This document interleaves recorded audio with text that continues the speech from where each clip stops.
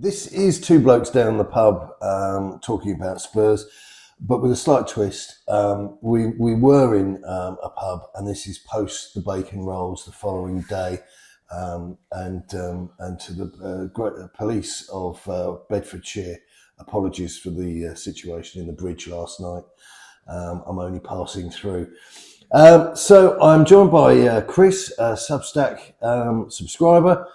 And Chris is going to provide, after talking to him yesterday and knowing him for some time now, I can only describe, I think forensic would be inadequate to describe his knowledge.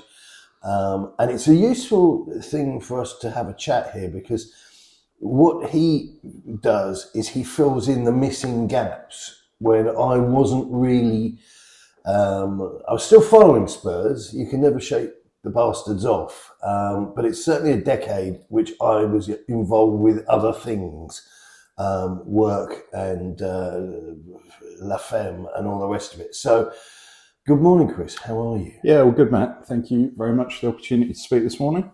You're very welcome. I shall invoice you accordingly. I wouldn't have expected anything less. So you started going to Spurs in 1990 for a decade that I was kind of, well, definitely off the boil, because I started before you, and I was very much Keith Birkinshaw and Ozzy and Ricky and that whole when we used to win silverware thing. But you did the hard yards. Yeah, first game for me was 1990, was Man City against Tottenham, 3-1 victory that day, and that was a team that had Gary Lineker, Gascoigne. Was that when Gary Lineker was black? Yes, it was, yeah, and was openly looking to visit Rwanda. Fantastic. Bless him. So let's go through because obviously we don't need to go through every single game, although I fear you would be able to have a pretty good go at that with very little prompting. So do you want to give us, starting wherever you choose, to run through the players that spring to mind? Because it's just to provide a backdrop, I think, to what is going on at the moment. And also it'll chime with people, it will resonate with people that, oh God, I forgot about him, and all that sort of side of things. Yeah, so we'll start with the goalkeeper. Yeah. And the goalkeeping has always been a pretty easy one for us. So first ever game I attended, we had Eric the Viking, Eric the Great, the Norwegian warrior. Yeah. Good goalkeeper. Won over fans. I think on his debut, he let header him for his legs slipped over the line. Yeah. But he reinvented himself, and he was a 6'3", 6'4" inch, commanded his area, came with authority, and he was a goalkeeper in the days when goalkeepers had to keep the ball out the back of the net. They weren't Beckenbauers. They weren't trying to play out from the back like a lot of them do now. So he was there. We had an American guy, Espen Bardson, big blonde-haired Californian, right, about 6'5" tall. Was on the periphery, played about 32 games, I think, and I think he spent some time at Watford, but had all the attributes to be a really, really good goalkeeper, but never quite did it. Right. And then we had that centre-parted twat, Ian Walker. A man who could probably start an argument in a telephone box. Yeah, you hear things about him, and I think people say, "Oh, I've got to be careful what I say." I haven't heard a single thing about him which was even borderline unpleasant. Everything to do was absolute toss play, and there was one thing where a friend of mine was at a thing where they were in the players' lounge at White Hart Lane, and he was surrounded by lackeys and toadies and bimbos, which, as you might, doesn't sound too bad. Not all bad, is it? Not I all can bad. think of worse company to keep. And he's got laid out in front of him brochures for Mercs, and it was just that sort of absolutely facile, look at me,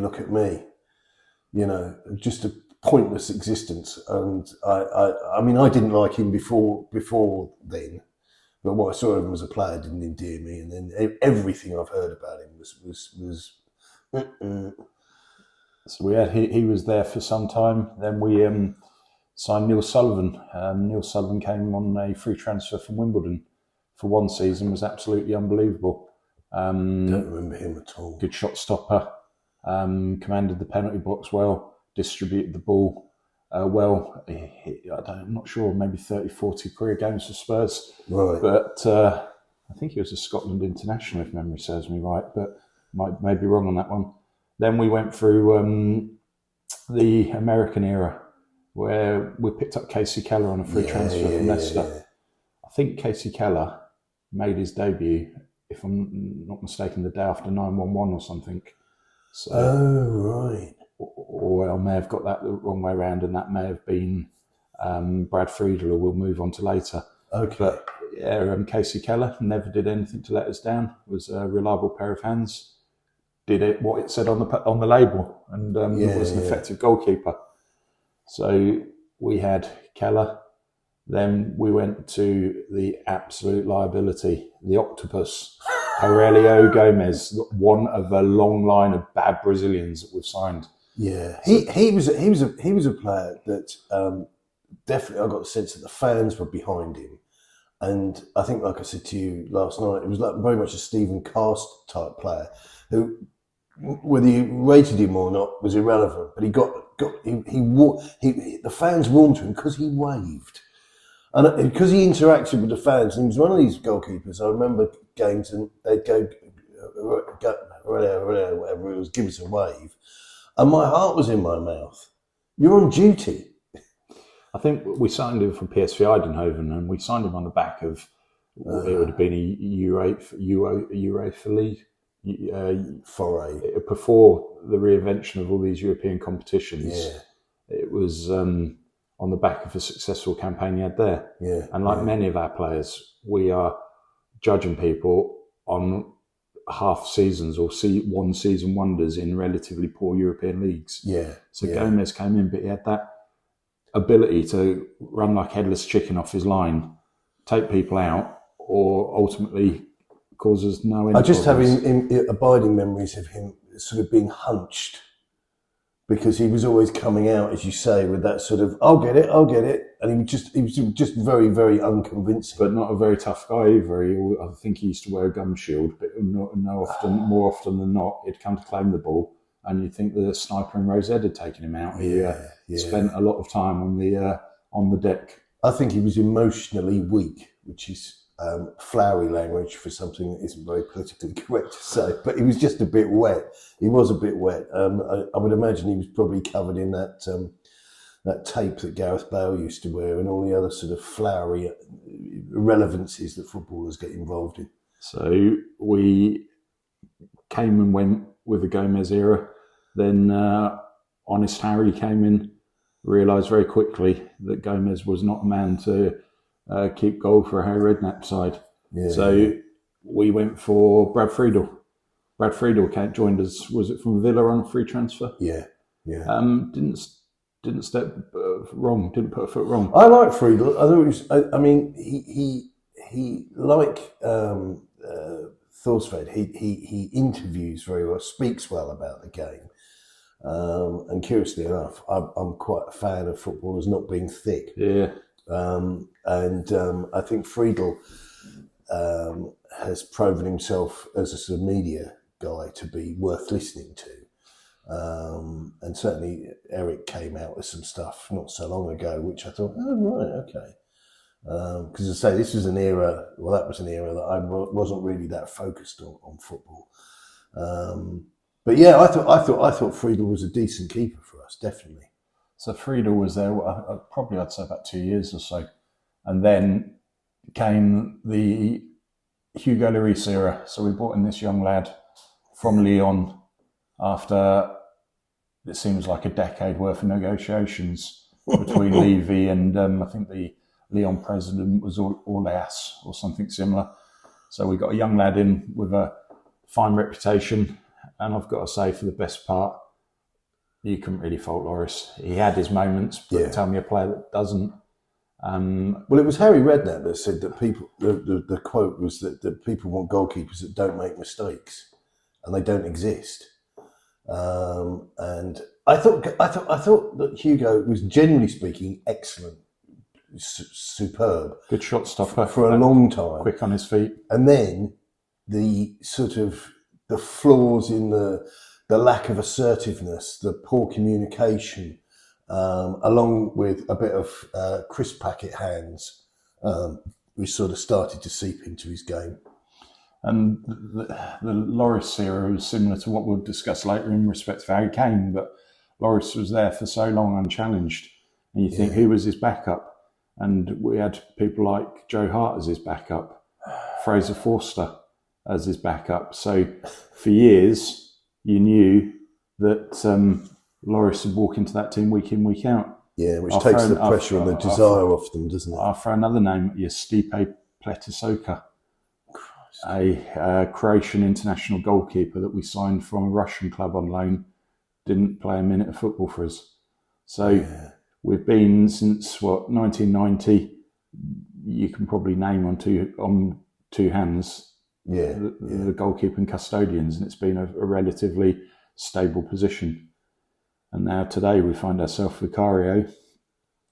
My judgment, my thoughts on him, I need to see a little bit more of him. I think he started off the season well. I think people have outmuscled him. They're targeting him from corners.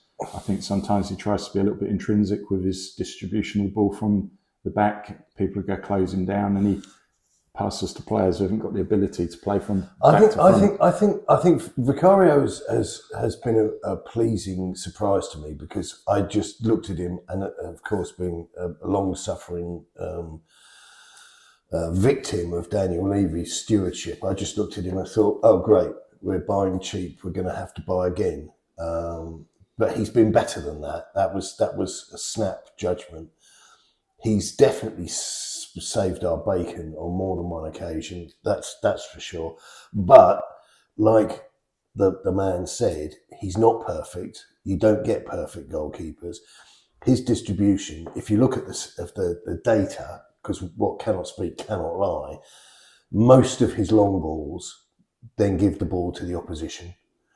And we've seen it ourselves. You don't even need to look at the thing. But if he starts using his feet, that again is scoring, marking him down.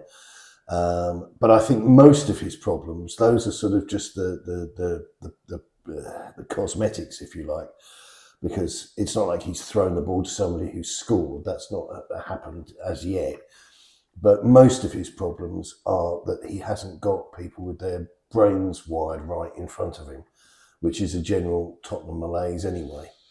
But the position is the same really under Vicario. That who is his number two? You've got there's nobody there. You've got Fraser. No, we haven't. We've got Fraser Forster, isn't it? Yeah, Fraser Forster, Alfie Whiteman, and Brandon Austin, who's a credible backup. Well, the trouble is, you got Brandon Austin is the Harry Winks of the goalkeeping world. He's English, and therefore his value is disproportionate to his abilities.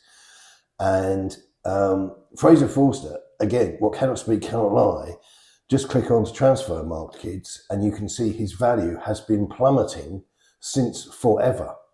I actually thought that he was half okay, because I think I saw him play for England a couple of times where he didn't have a massive catastrophic disaster, and that wasn't symptomatic of his game. He's utterly clueless, and if you want a masterclass in bad goalkeeping, then the clip of him falling over to, I think his right-hand side repeatedly in the penalty shootout against Fulham is available from all good bookshops. Just a shocking bad, give it up, mate, leave it alone, give somebody else a go, chancer of a goalkeeper. Yeah, completely agree. Yeah. I mean, the idea that Spurs have these guys on the roster, to use the dreadful Americanism, is really an indication that beneath the surface there's a total absence of care and due diligence. Yeah, because there isn't any depth. If this Vicario guy, just argument's sake, falls off his bike, doing his paper round or whatever, there is nobody there. You're literally talking about, well, could Romero step up? Have we got a pair of gloves that fit Pedro Porro? Because these other guys that are names on the sheet, that all the little sort of soy boys in our highly esteemed fan base go, oh yeah, he's really good. No, he's not really good. You've not seen him, or if you have seen him, you didn't know what you were looking at. And that's just shocking for a club the size of Spurs, that we've got a goalkeeper that we, again, like with so many other things, lucked into. Yeah. Because nobody in their right mind, I mean, I was looking at the goalkeeping stats in Italy, and I think I said when we were talking yesterday, neither of us could remember the name of that half-wit that we had that released a rap video, who let a goal in every time he played, minimum, the Italian guy. Pierluigi. That's it, Pierluigi. But that clown, I mean, he was farcical. Oh, terrible. Dreadful. He conceded every training game, friendly or whatever you want to call it, pre-season. He conceded every single time he played, 1 goal minimum. And the difference in price between him and Vicario, if you didn't go to school with them and you were just looking at it on paper, you'd say, but there's like €4 million difference between them in the price tags. And then if you looked at the top 10 Italian goalkeepers, they were both way down the list. In fact, I don't think they were, maybe one was 9th and the other one was 12th or something. There was literally a cigarette paper between them based upon their Serie A. So to say we were fortunate with Vicario is no slur on him as a man. But I just think they got very lucky, because you can't tell me that you had this huge insight and wit and wisdom to pull one guy and not the other. You know, well, they effectively brought them both to the club. One was a complete washout, and the other guy, I think, like I say, the problem really is with other people, not just him. So where are we? We've got, is that the goalkeeper? So that's wrapped up. I think that's fairly wrapped up the goalkeeping front. So we'll talk about fullbacks. Yeah. So I guess the 90s. Oh yeah, the was 90s. A mixed match of fullbacks. Some good, some bad, some bloody awful. Yeah. In the good section, Justin Edinburgh. Tottenham legend, in my opinion. Left us too young, but he was a genuine hard man at left back. Yeah. I think we signed him from Southend. We had a couple of players from Southend back in that era. One was Dean Austin, Of course, and Justin Edinburgh. But Justin Edinburgh was that dependable left back who had a good engine on him, could get up the pitch well, comfortable on the ball. But speaking with some ex-pros, and they put him forward as one of the hardest players they've ever shared a pitch with. And it wasn't uncommon for Justin to give you a kick early doors just to let you know Let you know he was there. So we had Justin Edinburgh, Dean Austin. We had the whole Clive Wilson at left back on a free transfer from QPR, I think.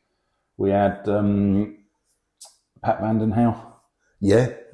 When he wasn't slapping his wife around, he was occasionally playing left back for Tottenham. That's funny, isn't it? Because you had that going on, and then Van der Vaart liked to give the wife a reminder occasionally. There must be something in the water over there. Yeah, so that was the left back sort of scenario. And I'm trying to think who our right backs were. Terry Finnick. Oh my days. Yeah. Was he QPR? I think we got him from QPR. Yeah. We had Steve Carr. Stephen Carr, my lord. Yeah, Steve Carr. He was very good at waving. No, that's horrible. I tell you, I mentioned that when we were talking yesterday, but I had a mate of mine who had a very, if you think I'm hard work, this guy was particularly cynical.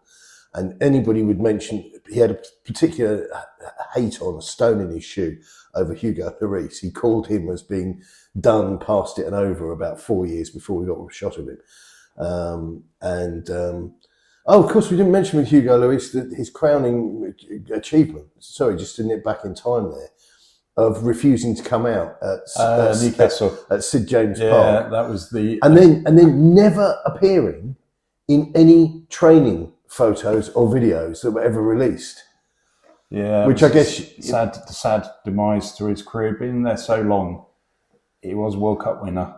Yeah, and I don't know if it was he held high standards which weren't replicated throughout the team. Yeah, or probably right. He just thought, sacre bleu, fuck it. I think he hit the sacre bleu button. Like, I think that's when he was arrested for drink driving, wasn't it? Yeah, which loads of people. It's curious. Football does something to people's brains. They make excuses and they re-evaluate whether a fact is a fact or not. And I don't have a hard on for drink drivers, but drink driving is fundamentally stupid because it's something you have control over. It's not like, I don't know, but something, sneezing, that's involuntary. You've got no choice. You have to just cope with it. But deciding to have, 3 glasses of wine or 16, it doesn't matter, and then getting in a car, that is basically saying, I don't give a shit if I run somebody over. Yeah. I really don't care. And that sounds like, to some football fans, hugely moralistic. I've listened to him when he's soapboxed. But if somebody ran over your daughter, are you telling me you'd say, well, yeah, but he's a fantastic goalkeeper? That's like Hitler was a great painter. It just doesn't, you can't rationalise some things. But yeah, sorry, Hugo, I had to drag that out. But the idea that you went MIA for months and months and months on end, and I thought it was particularly fitting that when he had his farewell handshake thing at the Tottenham Hotspur Stadium, there was Eric Dyer hovering in the walkway thing. And if that was ever a kiss-off, I mean, I wondered why they set that up, that they did it at half-time. And it was kind of, I think they presented with one of Daniel Levy's endless international watch company boxes, which you get whether you've done anything good or not. Club affiliate, sponsor. And a lifetime supply of Fredo chocolate bars from Cadbury. Yeah. But so that was his farewell. So okay, so we got to Terry Fenwick. So we're on the fullback. So I'm just trying to Maurizio Taricco. Oh yeah, the Argentinian who I think joined us from Ipswich, played on the left. Ipswich, beautiful. Yeah, had that little curly perm. Quite a nippy player, but again, this was the era where we signed players that wouldn't cut it today. I was going to say he would, his hairdresser would have presumably had a photo of him in the shop window in Ipswich. Yeah, it's that kind of town. I know Ipswich quite well. So we had the whole Maurizio Taricco era. Steve Sedgley, I think he used to play right back on occasions. Yeah, right back on the changing rooms. Sedgley's one of those creatures that is sort of hovering in and around the Daniel Levy legends world, and there's a couple of others. Totally unremarkable footballer. I haven't got a hate on for him, but just like how do you even mumble the word legend in relation to that? Who was the other one? Pascal Chimbonda. Who's that coming over the hill? Yeah. Where did we get him from? Did he come from Wigan? Yeah, he did come from Wigan. Chimbonda provides copy for interviews and stuff, and he's actually quite good. He's not as good as William Gallas, who I just mentioned because they both come out the same PR company. But Chimbonda is can be quite good value, and he was a dogged and really frequently focused player, I would say.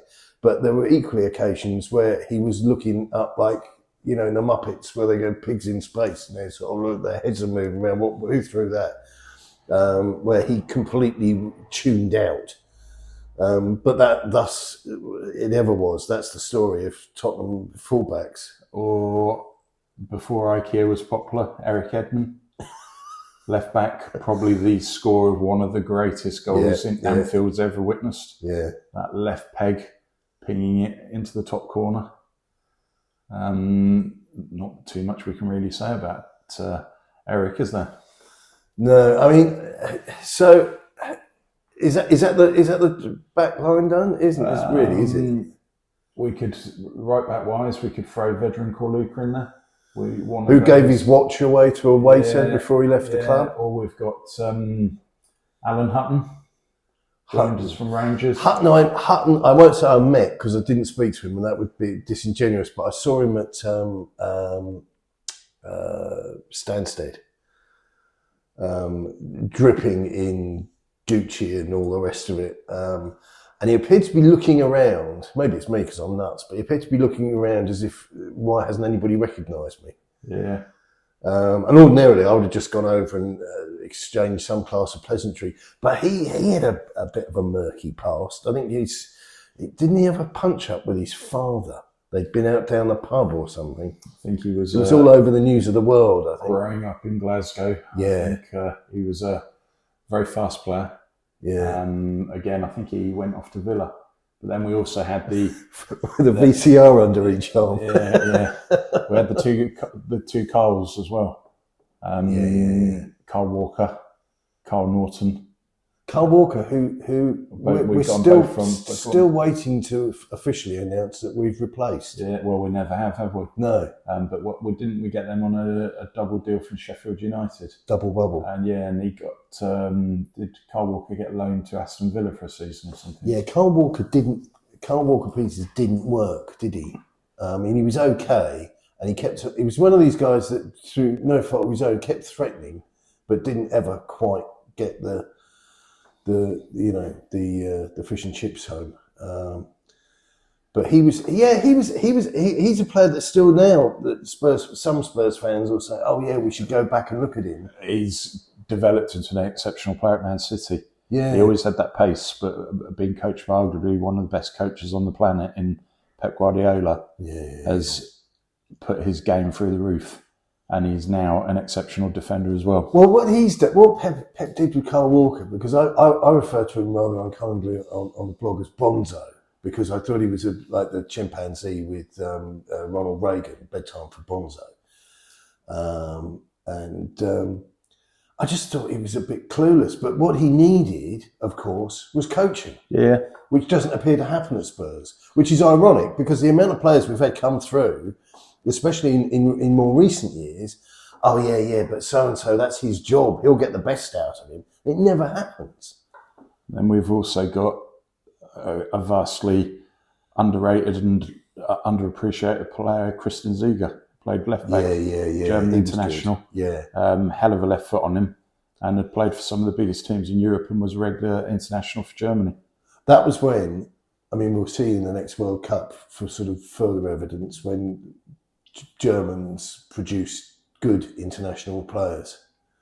It was actually, Matt, I can't believe we've overlooked our very first South Korean, Young-Pung Lee. YP Lee. Yeah. Who got absolutely. This is the thing. There's sort of Lee Young-Po was his actual name, wasn't it? Lee Young-Po, yeah. And the guy got this thing where fans, and because everybody's a far right racist bigot these days, absolutely everybody, and there was this thing where there were people going DVD on forums and stuff, and there was mayhem, and that was, slanted, just absolutely everything slanted at the perspective that if you said anything in reference to culture, that you were being, you effectively a member of the KKK, and I never really understood that. I got it, but they weren't making jokes about eating dogs or anything, or worse. And I think with a football crowd, there has to be a little bit of dirt under the fingernails. There has to be that edge of, he was racially abused, I think is the catch-all phrase there. But he was quite good. I remember watching him, and I really liked him. I thought he was very nippy, very quick with the ball, and he had a sort of footballing brain. He could actually, make some decent sort of passes, and he was very attack-minded. Same attacking instinct as Timoteo Tuba. Oh my God! The goal against Newcastle at St James's Park away. He is just that is just a player that it just freezes you in your tracks. Who would give that guy a reference? And we got a guy who was a good servant for the club, a good fullback. Has had his mental health issues, but has been brave enough to tackle those head on, and that was Danny Rose. Good player, very good player. No, Danny Rose. You have to.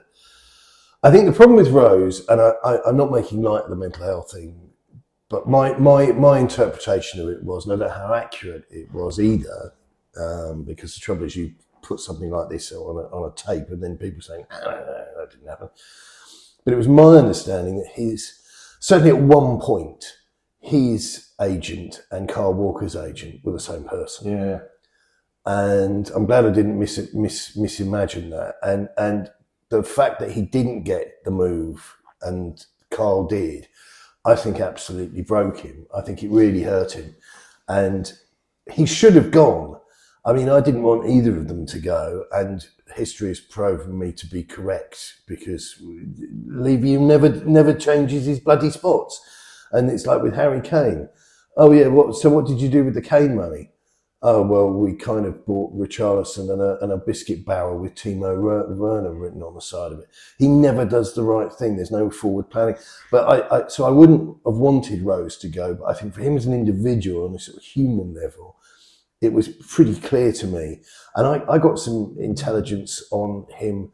And Daniel Levy, it's my understanding, he thought the world of Danny Rose. And he really, even when he went to the newspapers, I think it was the second time, and sort of opened his heart to the Sun, Levy went round to his apartment, went round to his flat, and he wasn't angry. He wanted to kind of heal the situation. And I think Levy, for all of his impossible stupidity and arrogance and all the other things that we don't like about him, I think he sympathised enormously with Danny Rose and he gave him a lot of slack. I think it's an example of these are young men who are badly advised in life. Yeah, shocking. They are, some often come from nothing to something. They get paid massive amounts of money, and they magnetise and attract bad people. I think you're right, and I think I think Danny Rose, and again, it's this business of the life experience that these guys have and their own personal judgment. And I don't think, because I think it was a done deal. Everybody thought it was a done deal that Carl Walker was going to sign for Manchester City. But for Danny Rose, it was like he was the guy, one of the few people who didn't see it coming, that it wasn't written. That wasn't a done deal. That wasn't foreseeable that he was going to be a Manchester City player. And I kind of think he thought he was. Yeah. And I think that really, really, really hurt him. And that's for me, and I'm not miserable, I'm just, I think I'm pragmatic. That's an example of where you say without doubt, there's a guy who does have mental health issues. And I think that it didn't trouble him, it broke him. I think that really didn't work for him. And he was never the same afterwards. He was never the same. And then we went through this whole thing, we went to the newspapers. I lost count in the end, because he was deeply unhappy and he wanted to rewrite history. And you can't do that. But he was sensational. And that was part of that backline that broke all the sort of box office records for Spurs. When Tottenham were playing their most free-flowing football. Yeah. And the late in the Redknapp times, early in the Pochettino era, when we had those two wing-backs of Danny Rose on the left, Carl Walker on the right, we've never replaced them to this day. And the thing was that this just was salt in the wound, that those two went, and then there was this insistence on playing that style, but without the suitable players that then came in and replaced them. Yeah. So they were trying to play wing-back, attack-minded, Tora football, but without Rose and Walker. And it didn't work. No. So that's probably our fullbacks over a long period summarised. So let's move on to centre-backs. So first ever centre-back on the day that I've outlined Man City against Spurs, Gary Mabbott. Mabsy. Nothing can be said against that guy. True pro, outstanding player. And I would add, as if it needed adding, I would add that he is, unless there's something despicable, which I don't believe for a nanosecond, I think he's probably one of the nicest human beings on the planet. 100%. Anybody you speak to, It's like with Ian Walker. Anybody you speak to, and you get your immediate reaction to Ian Walker is rolling with the eyes and oh dear God. But Gary Mabbott, people just start to smile. They have ambassador for the club. Yeah, they phoning just people up during COVID. Yeah, Everything just a really decent guy, and a massive dog lover. Yeah. A massive dog lover. I remember I had a program, because I used to collect programs at one point, but that's when I was living abroad. I'm not really a nerd. And I used to send off a postal order out of my pocket money when we lived in West Germany. And I remember there was one thing had a sort of at home with the Mabbotts sort of thing they used to do. And he had these, I can't remember what they called, Salukis or something, those great big long shaggy dogs. But yeah, he just oozed character, and there was a warmth about him, Then we had John Scales, brought him in from Liverpool. No, that doesn't ring a bell. Stuart Nethercott. Oh Lord, yeah, I'm getting an image of a pony shirt. Absolutely, yellow in colour. Excuse me, goodness me, yeah. So who else did we have in the centre back position? There was a guy we discussed last night, Noureddin Nabat. Moroccan international. Yeah. Brought him in from Deportivo La Coruña. I think he played about 230 games for them. Came into Spurs. He only played about 30 games for us, and his one goal for the club was in that 5-4 defeat against Arsenal at White Hart Lane. Right, John Scales, and we have been joined by a couple of four-legged friends. So if there's any screaming or presenting of dollies or anything going on in the background, that's what that's all about. So I think we were actually at Noureddin Nabat. I think we've been and gone with him. Who else can we talk about centre back? We had Colin Coldwood. Oh yeah. He was another one that was billed as the next big thing, and We got him from Swindon, didn't we? And he was sadly in that unfortunate team. Well, I say unfortunate, it was really good from a fan's perspective, where we had all attacking gusto, but not a single defensive-minded player in the team. So it was the Klinsmann, Barmby, Dumitrescu, Anderton. Who was the coach at that point? Was it Ozzy? Yeah, I was going to say that must have been our dealers. So Colin Coldwood came in as the centre back stroke defensive midfielder, and it was like Zulu. He was standing there, thousands of them, all throwing sharp spears at him. So we had Colin Coldwood. Then, of course, we can't skirt around the subject, can we? He who cannot be named. Yeah, and it's very difficult to speak about what you've heard about him off the record without getting sued.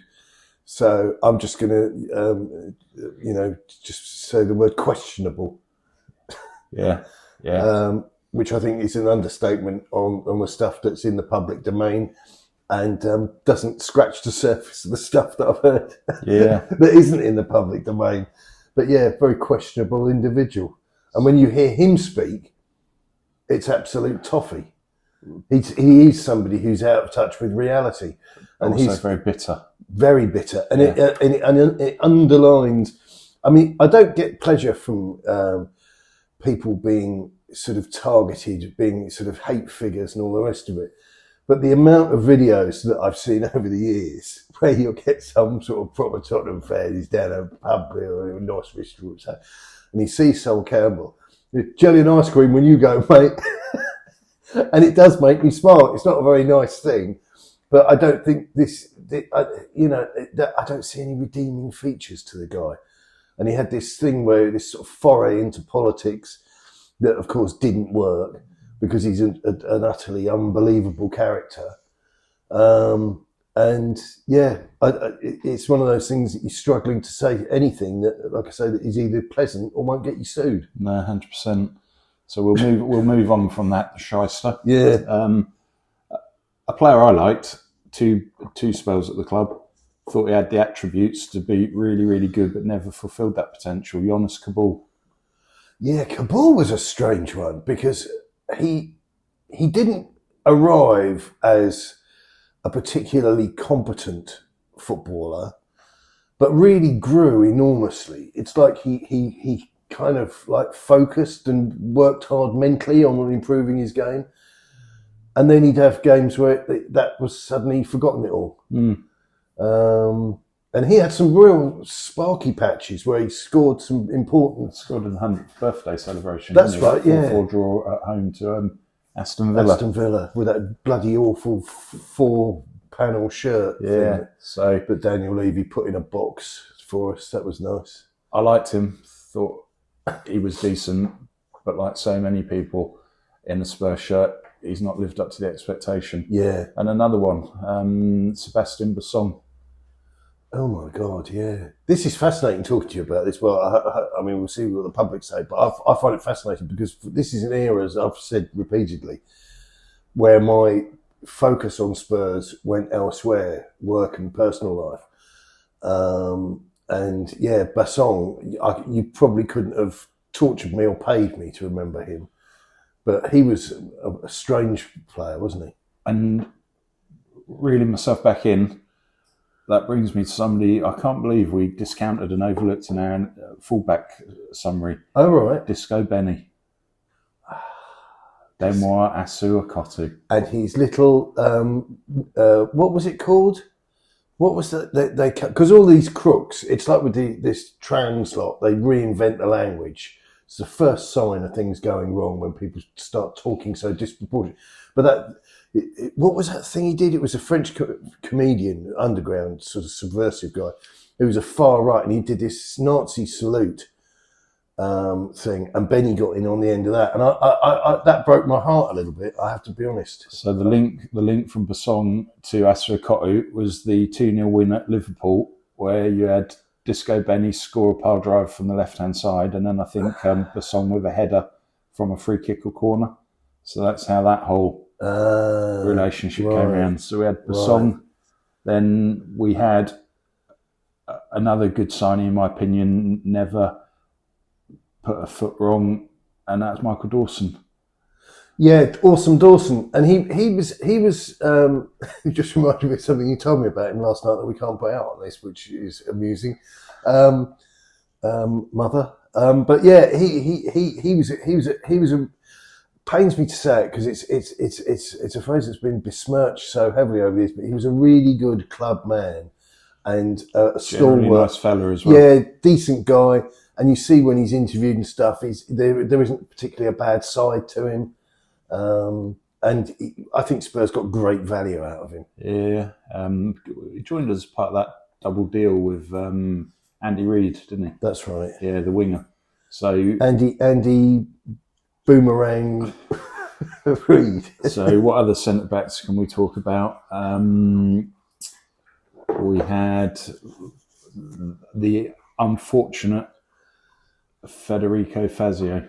God almighty, he was shocking. On his debut, I think he gave away a penalty, got sent off for one of the worst centre backs I have ever seen on a football field. He was shocking. And another one of these, like, did you buy him over the phone? You know, did you ever see him play? And then all those years later, somebody reinvented Federico Fazio, called him Vlad Kirikesh, and told us we were getting... Put a bottle of vodka in his head. Told us we were getting the Romanian Franz Beckenbauer. But that, again, didn't quite live up to expectation, did it? No. Yeah, he was almost as bad. I would say almost as bad.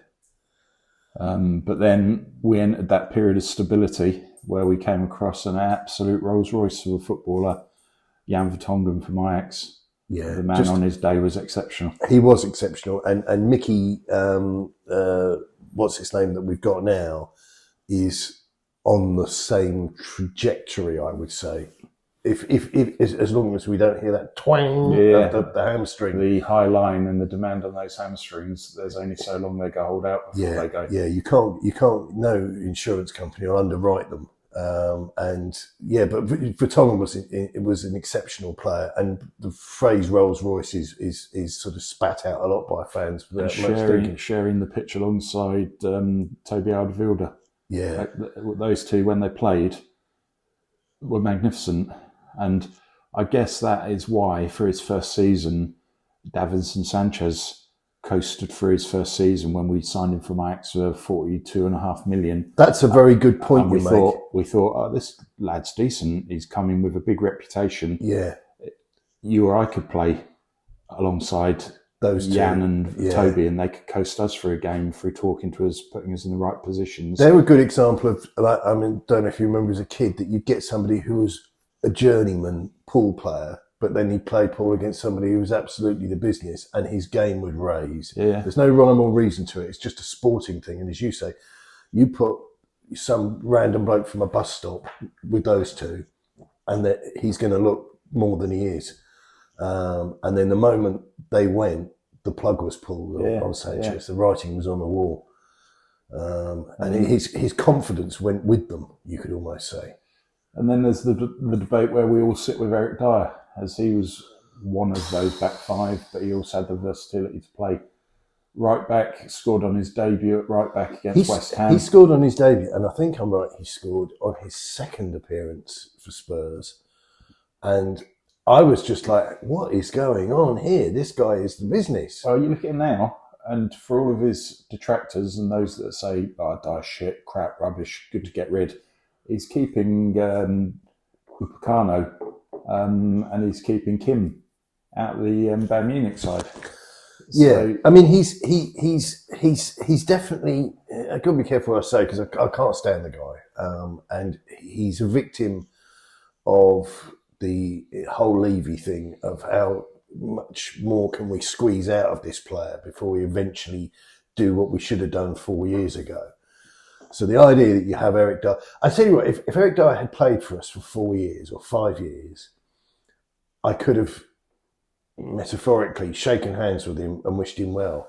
But the fact that we got then, as I say, the last pips were squeezed out of him with these, what was it, 9 or 10 seasons he was with us, just went on too long. And that's the Tottenham fault, isn't it? We try and and squeeze everything out of every player for so long. And you look at any global organisations, blue chip entities, they're consistently evolving and investing in their brand and refreshing. Absolutely.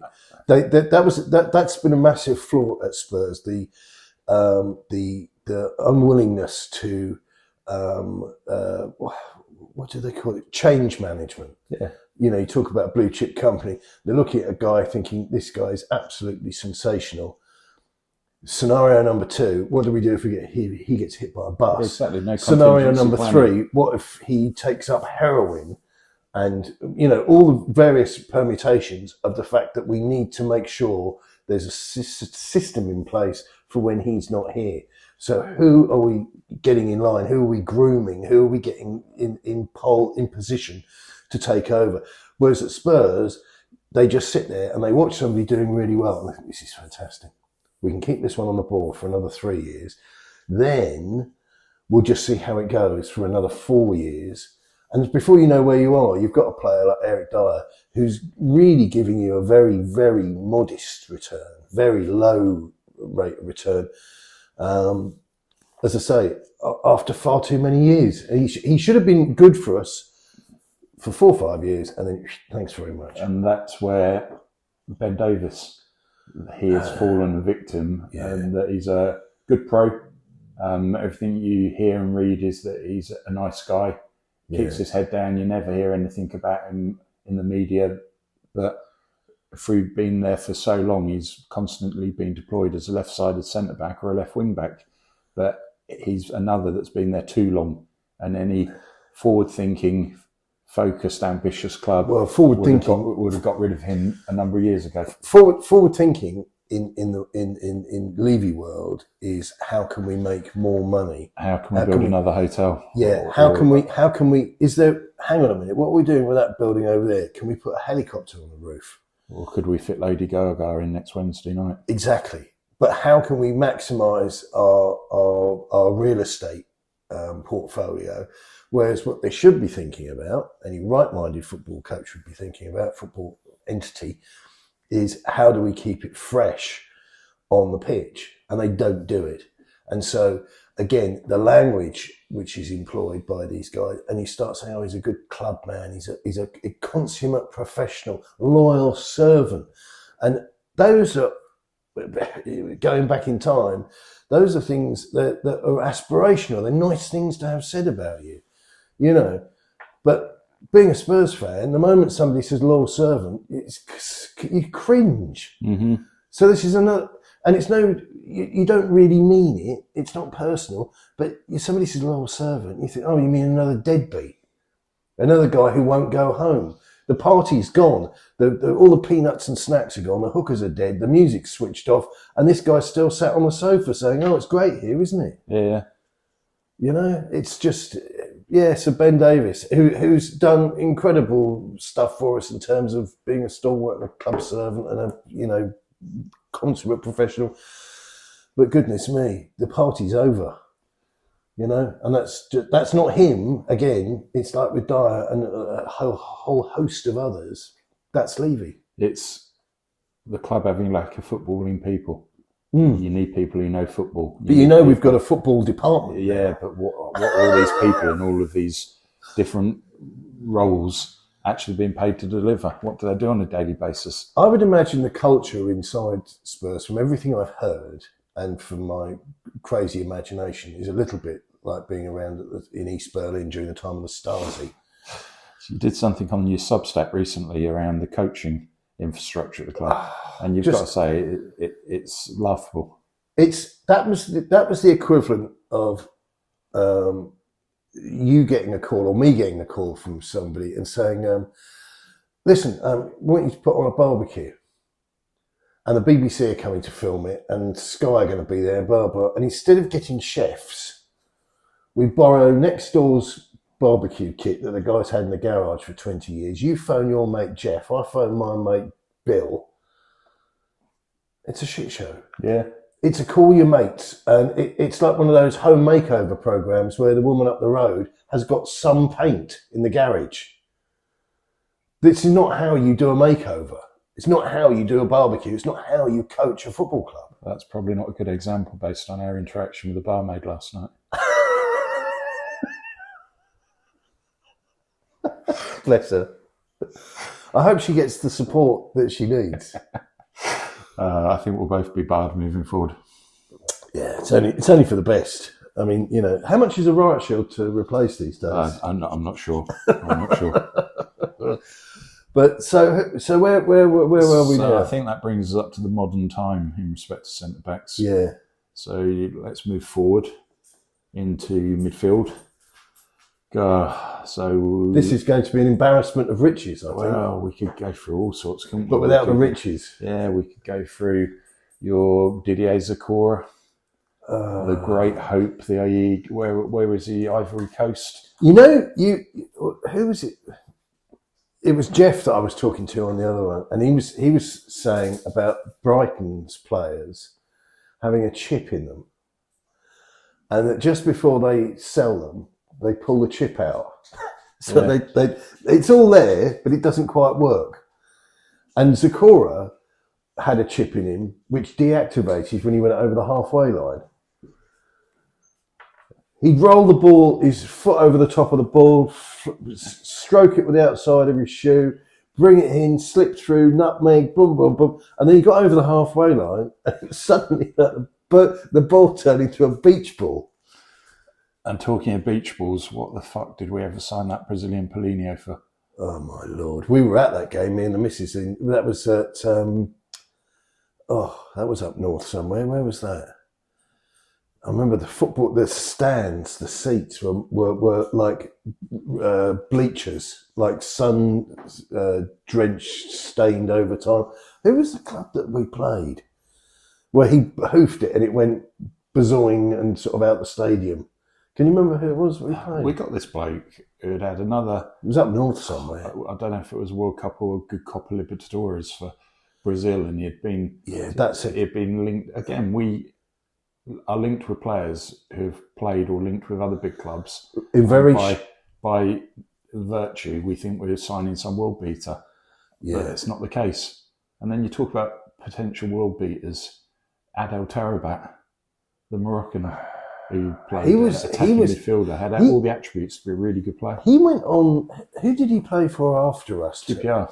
No. Sorry, he ended up going abroad, and he was quite a big deal for somebody. He sort of had a rebirth, a bit of a heyday, and that league clearly suited him. I can't remember where it was. It might have been in Spain or somewhere.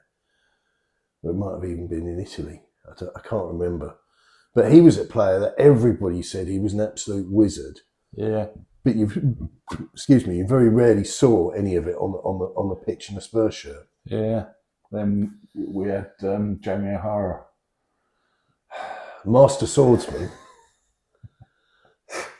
Yeah, if you're orange and you've got a big pair of tits, then you're on his radar. But anything else, O'Hara, who is remarkably taken quite seriously as a former Spurs player, and I think he played 33 times. Played a handful of games. Yeah, absolutely bang average. I think as he would probably describe so many other players. Yeah, but he was the epitome of bang average. Much more a sense of haircut over substance. And then another name I'll pull out from the past, who I thought again had all the attributes to be a really good player, very talented, very quick, could find a pass, and that was a guy called Stefan Dalmat, a Frenchman. Oh, Dalmat, yeah, that rings a bell. I signed him from Inter Milan. He used to have the nose stud in, and he disappointed that he had the attributes to be really good, didn't deliver. Or then there was the other free signing, Nicola Berti. Whose song was bigger than the actual career. Yeah, or Stephen Clements, another. Oh, crumbs! Another of the Tottenham era. Dad Ray, previous keeper for us, came through the youth academy. Didn't really. Stephen Clements was definitely one of the players I remember as being on that. He was the first wave of this is the next big thing that we were pitched. Which we were later pitched with Tom Carroll and Harry Winks. So Stephen Clements was and Stephen Barnard, who went on to become a slumlord. That was in the Daily Mail. That was in the public domain. He had as everybody, his wife has these days, a property portfolio, and there were people complaining that the bathrooms were, the walls were, the mould was waving at them, and he was. I think it was the Daily Mail that they did a thing on him. But he's still playing. I looked him up the other day. He's playing for something like Chelmsford Ladies or something. It's some sort of parochial outfit. Where curiously he's made a lot of appearances. What about the Peterborough two? Matt Etheridge and Simon Davis. Simon Davis, I didn't mind. A good player, scored some good goals, played regular international football for Wales. Matty Etheridge, I don't really remember too well. He had betting problems. Career didn't go the way it should have. I think when he left us, he joined West Ham and then disappeared into the abyss. But last seen it outside the Ladbrokes, begging up cigarettes. Yeah, that wouldn't make sense why I don't remember him. Talking of other wingers, we touched upon it earlier, but Andy Reid from Nottingham Forest. Boing boing. Yeah, all 5'4", 5'5" of him. And that was just a cross. That was his diameter. Never really lived up to expectation. Again, a regular international with Republic of Ireland. And that was another thing, that we had players that were internationals for insert name of club, and that carried that cachet. And I remember, we were remembering more recent times, the likes of Jamie Redknapp, who I always felt was completely disingenuous every time he opened his mouth talking about Spurs, because of the bile that he carried from his father, which was one of those situations. I don't think anybody was a winner, but where you referred to, that team's packed with internationals. And then you actually look at who the international is and who they play for, and you're not talking about Emperor Franz Beckenbauer playing for West Germany. You're talking about some bloke who plays occasionally for the public of, some tin pot thing. It was, but the Republic of Ireland, it just wasn't a high enough level. And we think about the supposed defensive-minded midfielders. You've got to put shoot in there. Stefan Freund. Arbeit. I liked Freund. I thought he was a genuine hard worker. He didn't have the greatest passing ability, but he drove the team forward, he grafted, and he gave it his all every time he put a top. I think that's very fair. I think if I'd say about him, I think his heart was in the right place, which is damning with faint praise. But I think that's the case.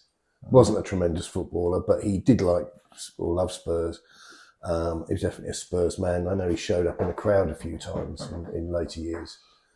Timu Tayanu. Now, Timu, I had a massive non-sexual crush on. He just, for me, epitomised a lot of things that I like about footballers, and his abilities. He was played with silly little injuries that derailed him endlessly. But particularly remembering the Carling Cup final, he was winding up Drogba and bouncing the ball, and he was like, "Yeah, have you seen the score, mate?" Boom, boom. Which was abiding memory. And that cup final takes us nicely into Alan Nielsen. Oh Lord, yeah, scorer of the winning goal against Leicester. Yeah, possessor of a long throw, and was a fairly undynamic, honest player, but will never live in history as one of the those that you think of straight away when you think about midfield options. Then we could move forward to Wilson Palacios. Yeah, Palacios. He was a curious one because he was frequently on the verge of being sort of commanding, and he was quite dynamic, but wasn't. In the final analysis, he was probably a 6 out of 10. Did his brother get kidnapped or something? Yeah, he did. America? He did get kidnapped. Yeah, that was horrible. A really massive impact on his. I think. Yeah, you're right. I think that was the thing there. I think that really hurt him, to use that language again. But I think that properly kind of derailed him.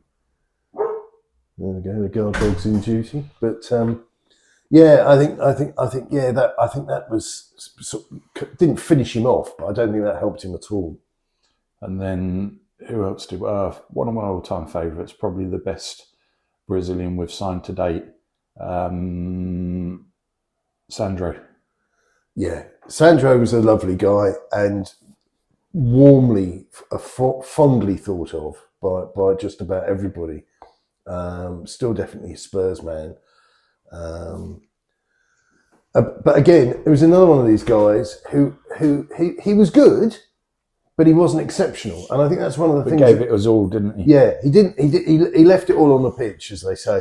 But he was one of those guys that like too many Spurs players never quite hit the heights that you'd want.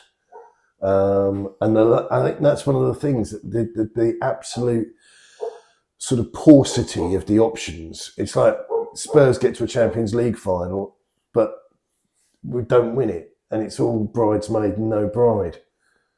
This is a great Spurs side, but it only had one Harry Kane in it. Yeah, needed three.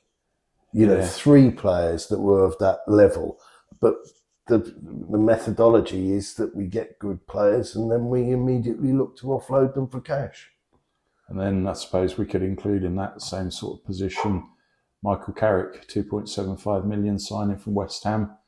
I thought was a very, very good player. I disagree with you. I wouldn't say he was a good player. I mean, this is Carrick. Carrick was a player that you've got.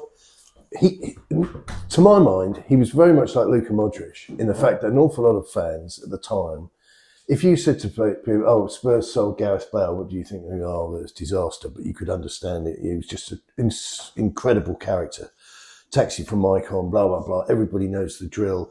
They've known the rules when it comes to talking about those players. But with the likes of Michael Carrick and the likes of Luka Modric, these guys were a different level, I think, because they absolutely pulled the strings.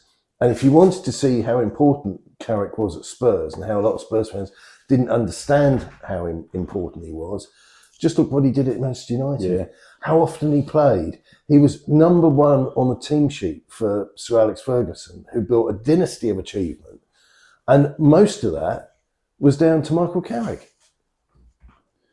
Yeah, But you mentioned that to your average Spurs fan. No disservice to anyone listening who agrees with me, but you mentioned it to your average Spurs fan. They kind of say, "Well, yeah, but," and no, you're wrong. He was an extraordinary character, or rather, he wasn't much of a character, if you like. But as a footballer, he was always around the 10 out of 10, 11 out of 10 mark. And you can't dispute that or debate it, because you look at what first of all, we'd never replaced him. In fact, it took us to sign Luka Modric, a decade later or something, for us to come close to replacing him. And then just look at what he did at Manchester United. And then I suppose, shall we give a shout out for Pedro Mendes? Yeah. Great player. Great passer of the ball. The goal that will forever never be against Carroll in goal at Manchester United at Old Trafford that night. Yeah. But a player that we really didn't see enough of. Definitely not. And for us. And he had niggly injury situations, but he had real flair and a real wit to his play. He was an intelligent footballer, very creative. But it was again another sort of a sort of sense of feeling shortchanged by him a little. And then we've got a player that didn't really do it for me in any way or form or shape was Jermaine Jenas. The problem with Genius for me, and it's funny how I've obviously been damaged at some point in life, but a lot of Tottenham fans excused Janus for his general play by saying that he always turned it on against Arsenal. What on earth goes through your mind when you reimagine things and come out with claptrap like that? What about the other 36 games this season? The last time I looked, we play them twice a season, and we play everybody else twice, and there's 19 of those sides. This is a really poor return. Yeah. This is a guy who, I'm not suggesting he intentionally showboated against Arsenal, and I think in football, you can build a legend sort of status around something that was a little bit kind of incidental, and I think he got on the sort of tail end of that. But yeah, it just wasn't good enough. And the endless lateral passing. And when you're in trouble with a Spurs player, in my book, is that the excuse making goes into overdrive. And we saw this we would come on to him obviously with Dele Alli. And people who you don't get this, they never say it about anybody. Oh yeah, but the work he did off the ball. Hang on a minute, is this game not built around getting the ball in the back of the other net? Yeah.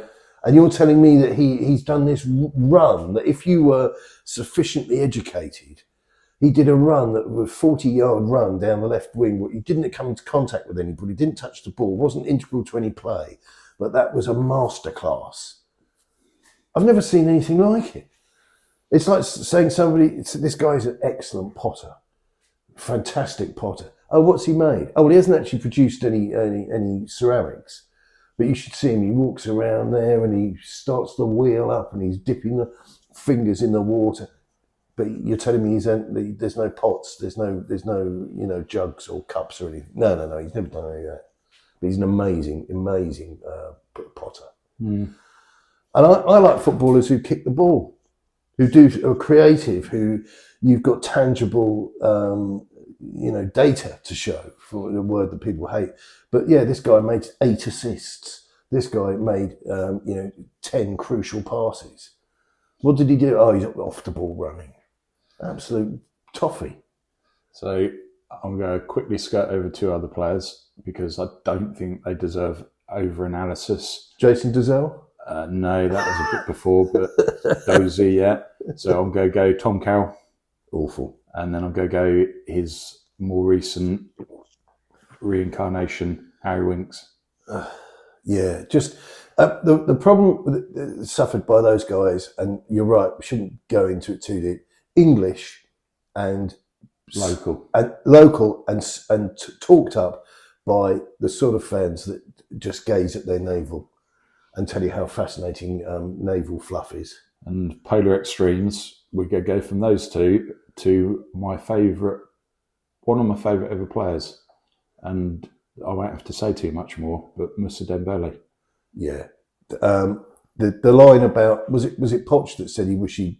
I mean, this is quite laughable because God knows what he would have actually turned out, but he wished he coached him from the age of 17 or something. I just thought he was a sensational footballer. Glided past players as if they weren't there. Yeah, and he was such a heavy frame. It was like watching like a doorman do ballet. I mean, it was such at odds with his physique. You wouldn't want to have met him in a dark alleyway. No, if you were going into it, if there was a punch up in the pub, you'd want him stood next to you. Yeah. I mean, he really had an imposing frame, but his touch, the weight of passes.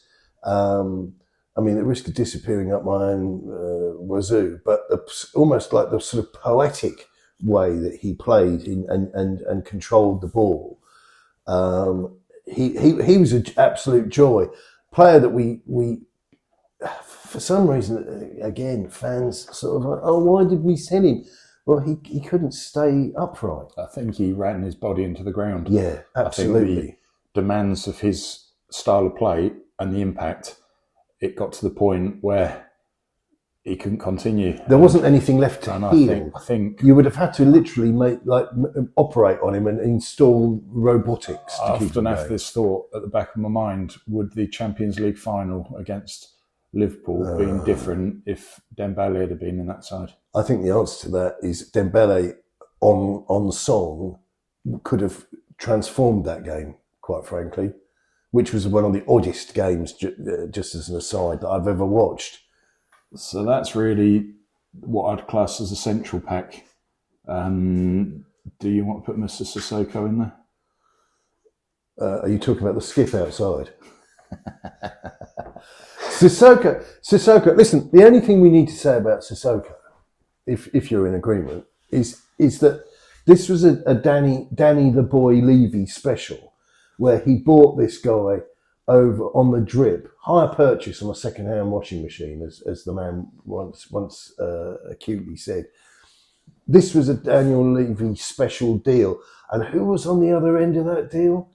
Our old pal Mike Ashley. Yeah, Newcastle. So you got these for cash. You got these two absolutely behemoth motherfuckers, these child molesters of human beings, right? Deeply unpleasant people. Well, you've got a player who at best is faulty goods. He's the original unexpected item in bagging area. And you get a deal crafted together where you pay whatever it was, 10 million quid a year over a 6-year period. I mean, it was an accounting masterpiece.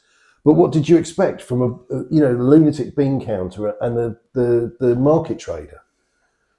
And we got this, and I think it was a coping mechanism. Fans were referring to him as the GOAT and all the rest of it, based upon the fact that a couple of games he didn't, his shoe didn't fly off and end up in row F. But he was just awful, just really, truly awful. And people telling, oh yeah, but he's a French international and he's this and he's that. And he was just a draft excluder. Had nothing about him at all. Couldn't pass. No. It looked... He had, actually, I think if you got a psychologist to look at show reels of him, you could say he was allergic to footballs with grass and a close second. Yeah. So it's dreadful. That's what I've called our central players. So we're going to move on to the flair players, the wide players now. And I don't think any conversation can take place without us going for one of the greatest to ever wear a Spurs shirt, David Ginola. Yeah, absolutely sensational. A man who at 6 foot plus was a big guy, but glided past people. The ball stuck to his feet. That goal against Barnsley in the Cup, when he put that Spurs shirt on, he was a joy to watch. I wonder how many Spurs shirts between him and Klinsmann were sold. I reckon if you did a top 10, Sonny would probably be number one. But I've got a feeling that Ginola sold a lot of merch. Where would Campbell be on that list? Well, the trouble is, before it all went horribly wrong, it would have been quite high. And what would it just been?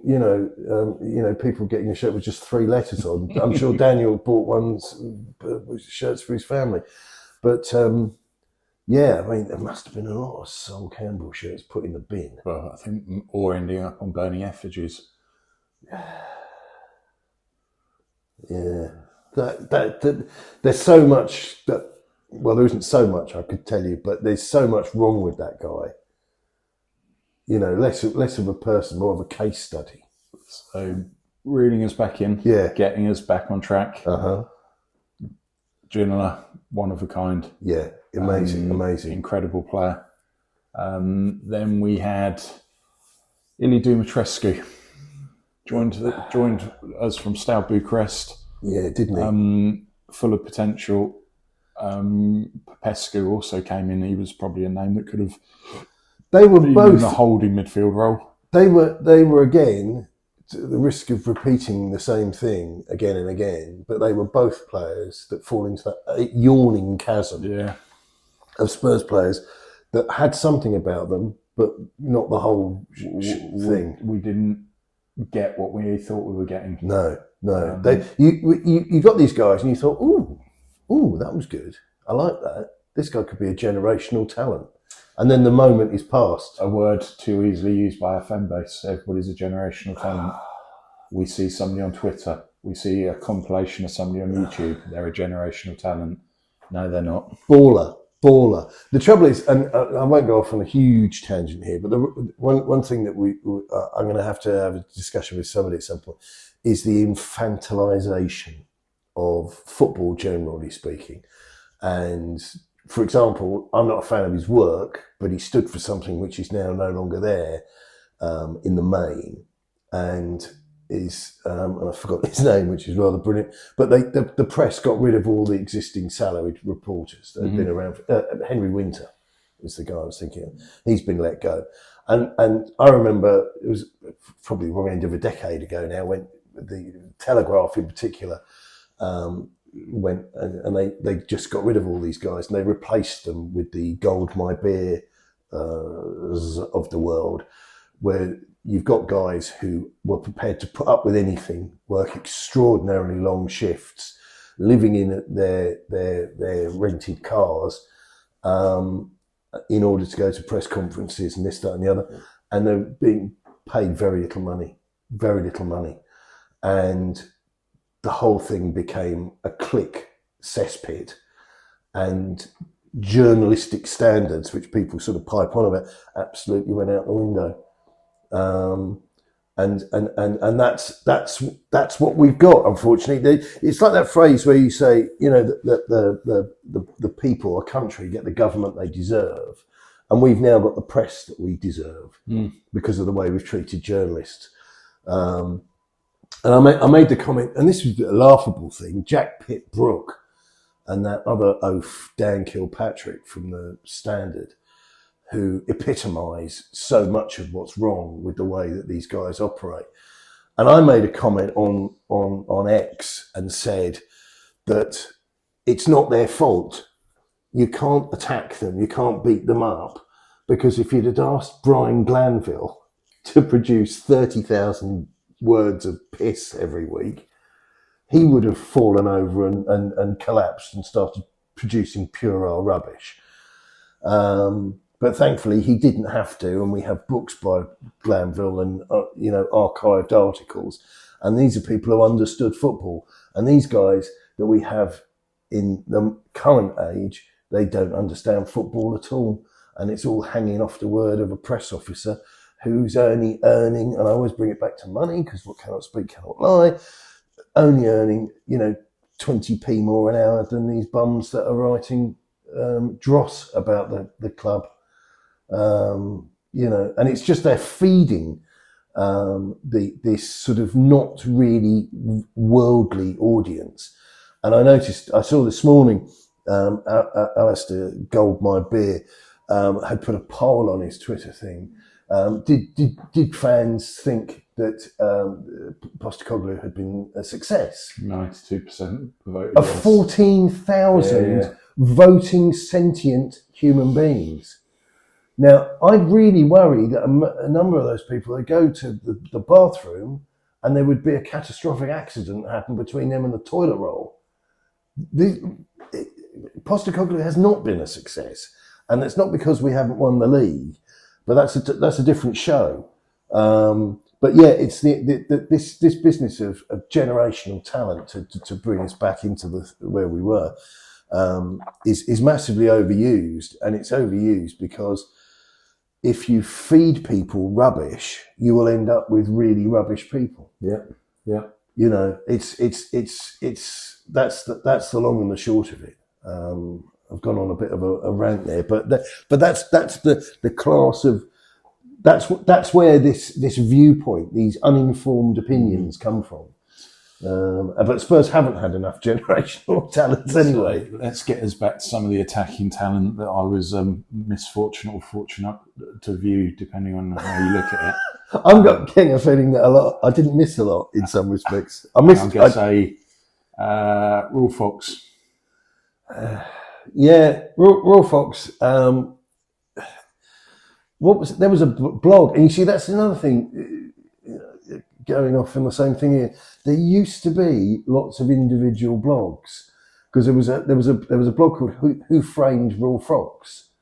The guy who did that was a lovely guy, and he was a talented artist, and his blog looked really different. It's gone by the wayside, and now it's all Reach PLC and just mass produced click drivel. But Raw Fox, not a bad player, not a great player. Another one fitting that category, actually, Jose Dominguez, little Portuguese winger. I really wanted him to work.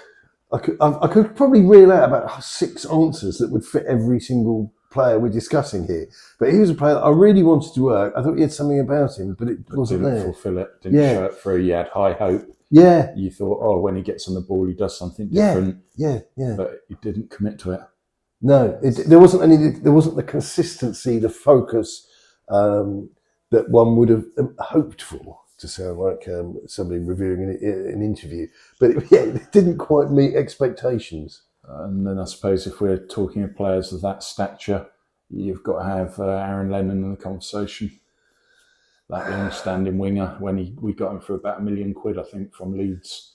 Great value. Low centre of gravity. The drag back first season was a bit rough around the edges, but he was coached. Yeah, and he definitely improved. Take on his man. The problem with Lennon, and it became almost a parody, was that the lack of end product. And moving slightly across the pitch, Tommy Huddleston suffered from the same thing.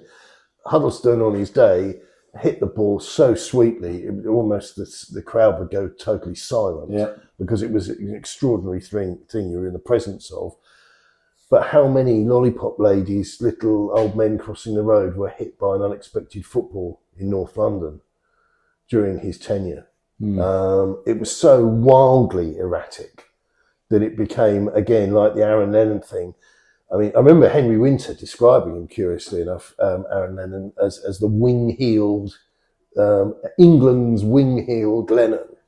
And he was a sight to behold.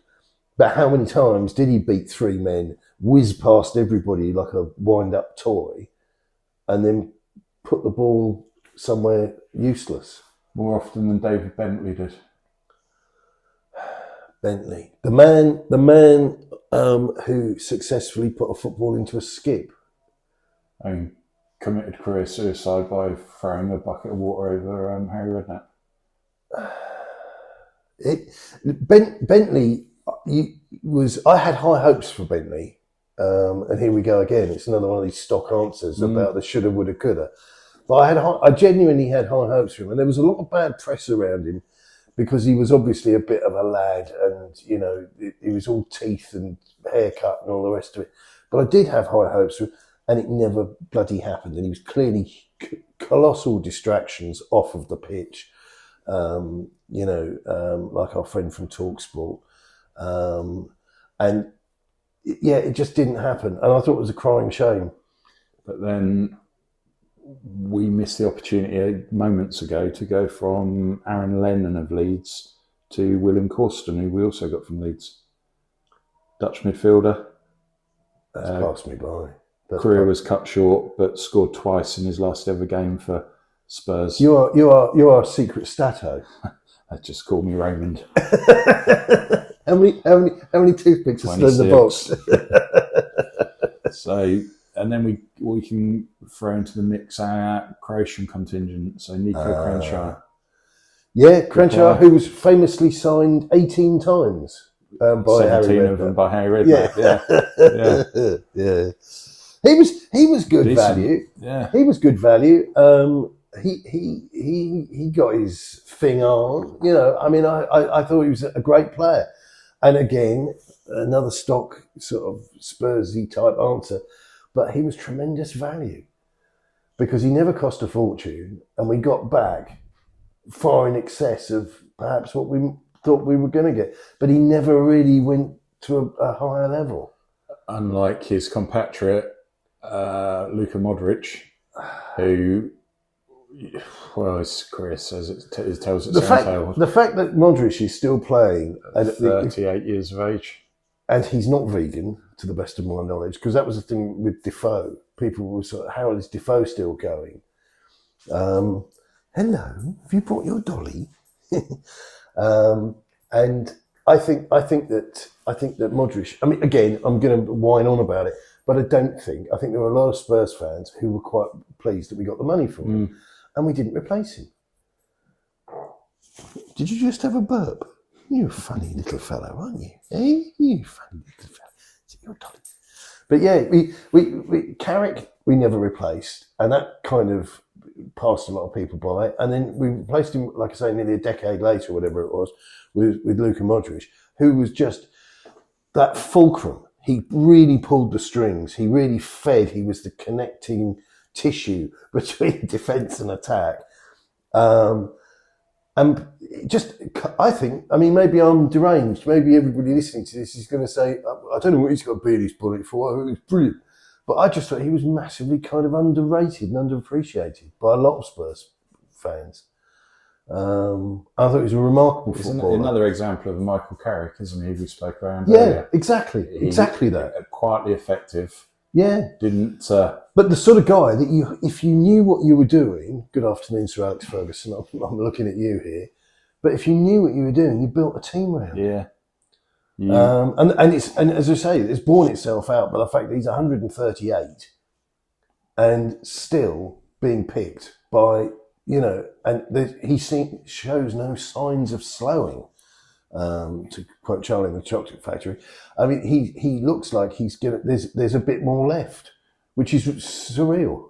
But when you think about the team to watch, when we had Van der Vaart, when we had Gareth Bale, Modric was quietly sat in there behind them, pulling the strings in the central midfield. And Van der Vaart, we just have to get a quick mention in that because I think this is absolutely true.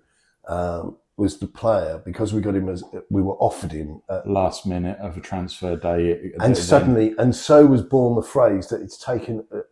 There you go. There's a generational thing. It's taken a generation to stop using the language of Levy time. One lucky transfer. One free gift. Yeah, one lucky transfer. That's like waking up in the morning and somebody's left, a box of shopping from Selfridges on your doorstep.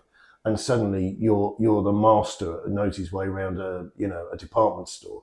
No, it was a freak of nature. But unfortunately, that's where that unhelpful term Levy time was born. That's what I'm saying, yeah. And we never repeated our transfer dealings has been shambolic. So we got Van der Vaart in, good player, scored some good goals. Tremendous player, and very much wore his heart on his sleeve for Spurs. I really feel that Spurs meant something to him. Used to knock Sylvie about, allegedly, which is obviously not nice, but everybody does things that not everybody finds acceptable in this life. But he was a tremendous asset for Spurs, which again, it's that language, isn't it? Why are we having to talk about these people in this sort of terminology? But because what we're doing is we're skirting over the fact that we didn't win anything. Oh, he's an asset, loyal servant. I mean, this isn't a biscuit factory. This isn't, there's Jeff there. Jeff's been at his station in a biscuit factory since he was 15, left school, and we're giving Jeff a golden biscuit for being with us his last working days, 80 years of age, refused to take a retirement, but he's incapable of walking anymore. Jeff's in a really bad way, but he's been with us since he was 15. He's now 80 years of age, giving him a golden biscuit. He didn't win anything. And that is the thing, that the sort of overarching sadness with so many of these players, that you've got clowns like me who say, oh, Timo Tanio, oh, I love the guy. Do you remember what he did when he won the Carling Cup against Chelsea? That moment he had with Drogba. But that's because we won something. If he'd have done that in a league game, it would have been an utterly forgettable moment. But it's important to a fan from the perspective that when that game, the whistle was blown, we held the cup up. And there's so few Tottenham players have had even a whiff of glory. It is just heartbreaking. And then we come back, that leads us nicely into Gareth Bale, arguably one of the greatest players greatest golf players of a generation. One of the greatest players to ever don a Spurs shirt. Yeah. To don a Real Madrid shirt. Yeah. And the man we got him from Southampton, didn't work out initially for him. There was that joke that for the first number of games that he played, we always lost. He was on the verge of being flogged to Nottingham Forest. Yeah. And almost reinvented himself, was a scraggly, skinny, moppy head young lad, and then appeared from nowhere as this muscle-bound freak of nature that got pushed forward from a left back into a left winger and never looked back. A phenomenal player. Sensational. Actually tearing Maicon to pieces in that legendary game against Inter Milan in the Champions League. Yeah. And the goals against West Ham in the derby. Yeah. You suddenly realise we're not going to keep hold of this chap. He's at a different level to what we're at. His trajectory was very different to Tottenham's. But that's a mindset of thinking. That's a loser think way of viewing things, because Tottenham have been talking it up. Oh yeah, we're on the verge of this. Look at our stadium. Look at our merry-go-round. Look at our candy floss machine.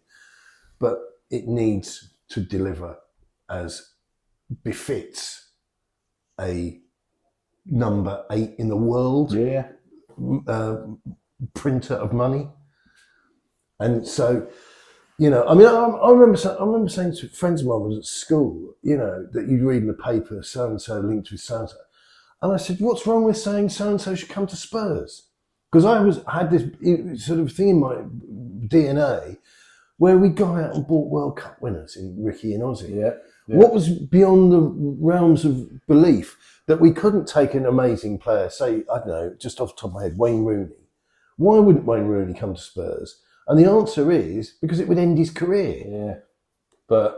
And now we're in a position where we're 8th in the Deloitte Darling top 10. So why aren't we acting like it? However, we have signed a World Cup winner, Romero, bang average, and just winning a cup doesn't mean that you're a great player. It goes back to that thing that you've been saying in terms of our scouting, that it's if you take the context that Spurs use for their scouting, then the argument is, oh yeah, but he had a great Copa della America or Copa del Rey or whatever. He had a great UEFA league run. He had a World Cup winning run, which in itself is what, 8 games, 10 games, whatever it is. But you're not getting that class of player that is really going to move mountains and change the future for you. And they just don't come to Spurs. But now, surely, we've built everything else. We're everything but the girl. And we're eighth in the bloody world in terms of turnover. And as I say, this money-making machine, So I'm going to say Gareth Bale money. Yeah. I'm going to say Nasser Chadli. I'm going to say Christian Eriksen. Yeah.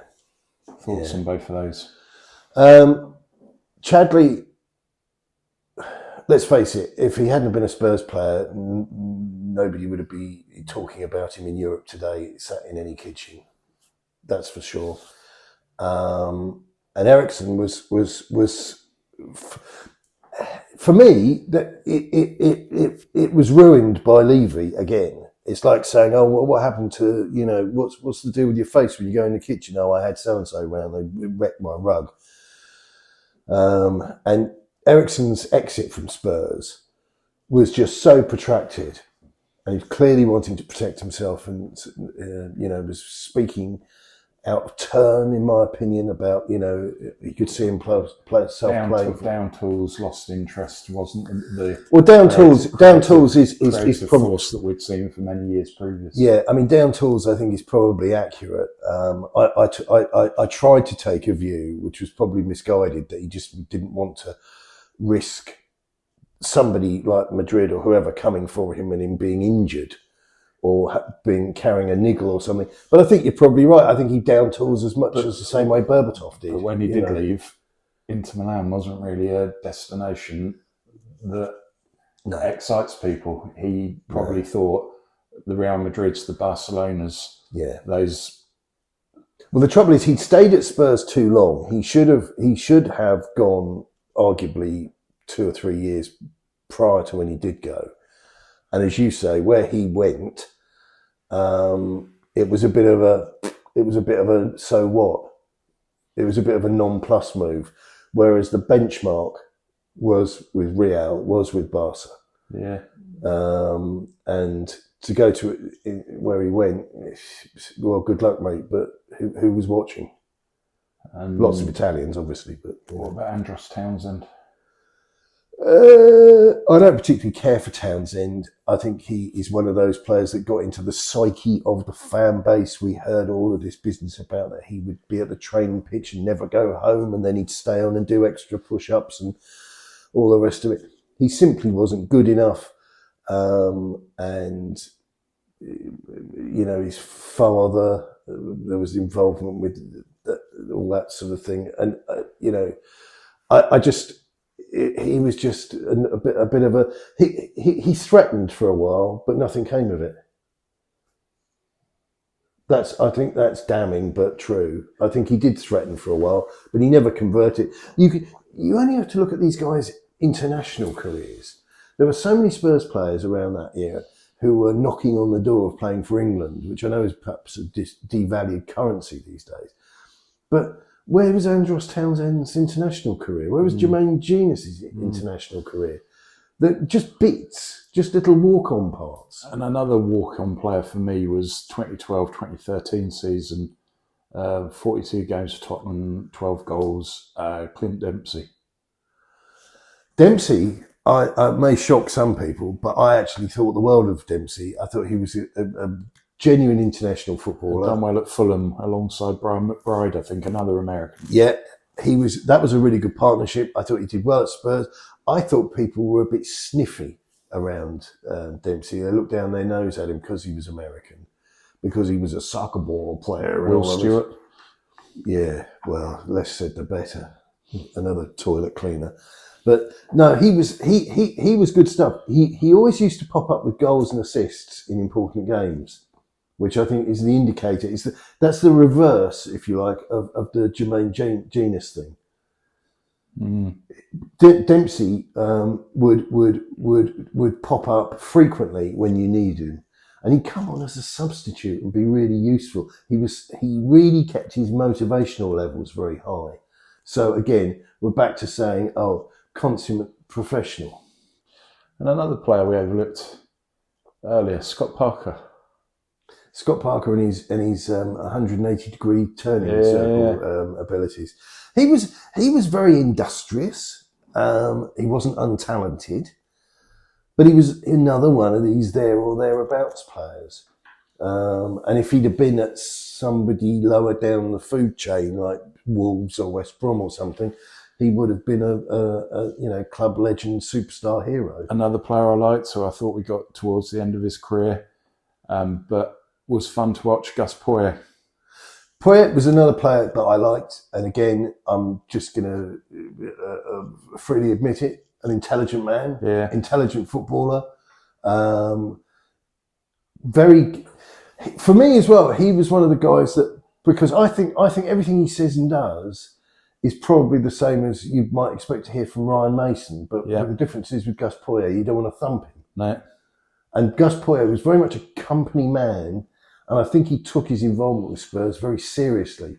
It was, it was part of his DNA, and I think he speaks to us fondly. And I liked him as a footballer. I genuinely liked him as a footballer. He wasn't the greatest footballer, but he was a good footballer. And then I suppose we've got to come on to the revolutionary mind of Tim Sherwood. Yeah, it's very difficult to speak of Timothy in anything but hushed tones. Which is a polite way of saying that most people tell you to fuck off when you mention his name.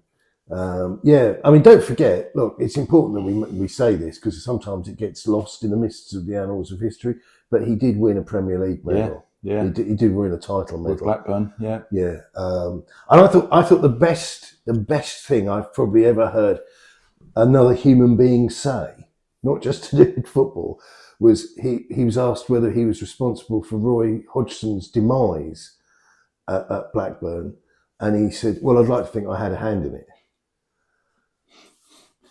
I mean, Sherwood, a legend in his own lunchtime.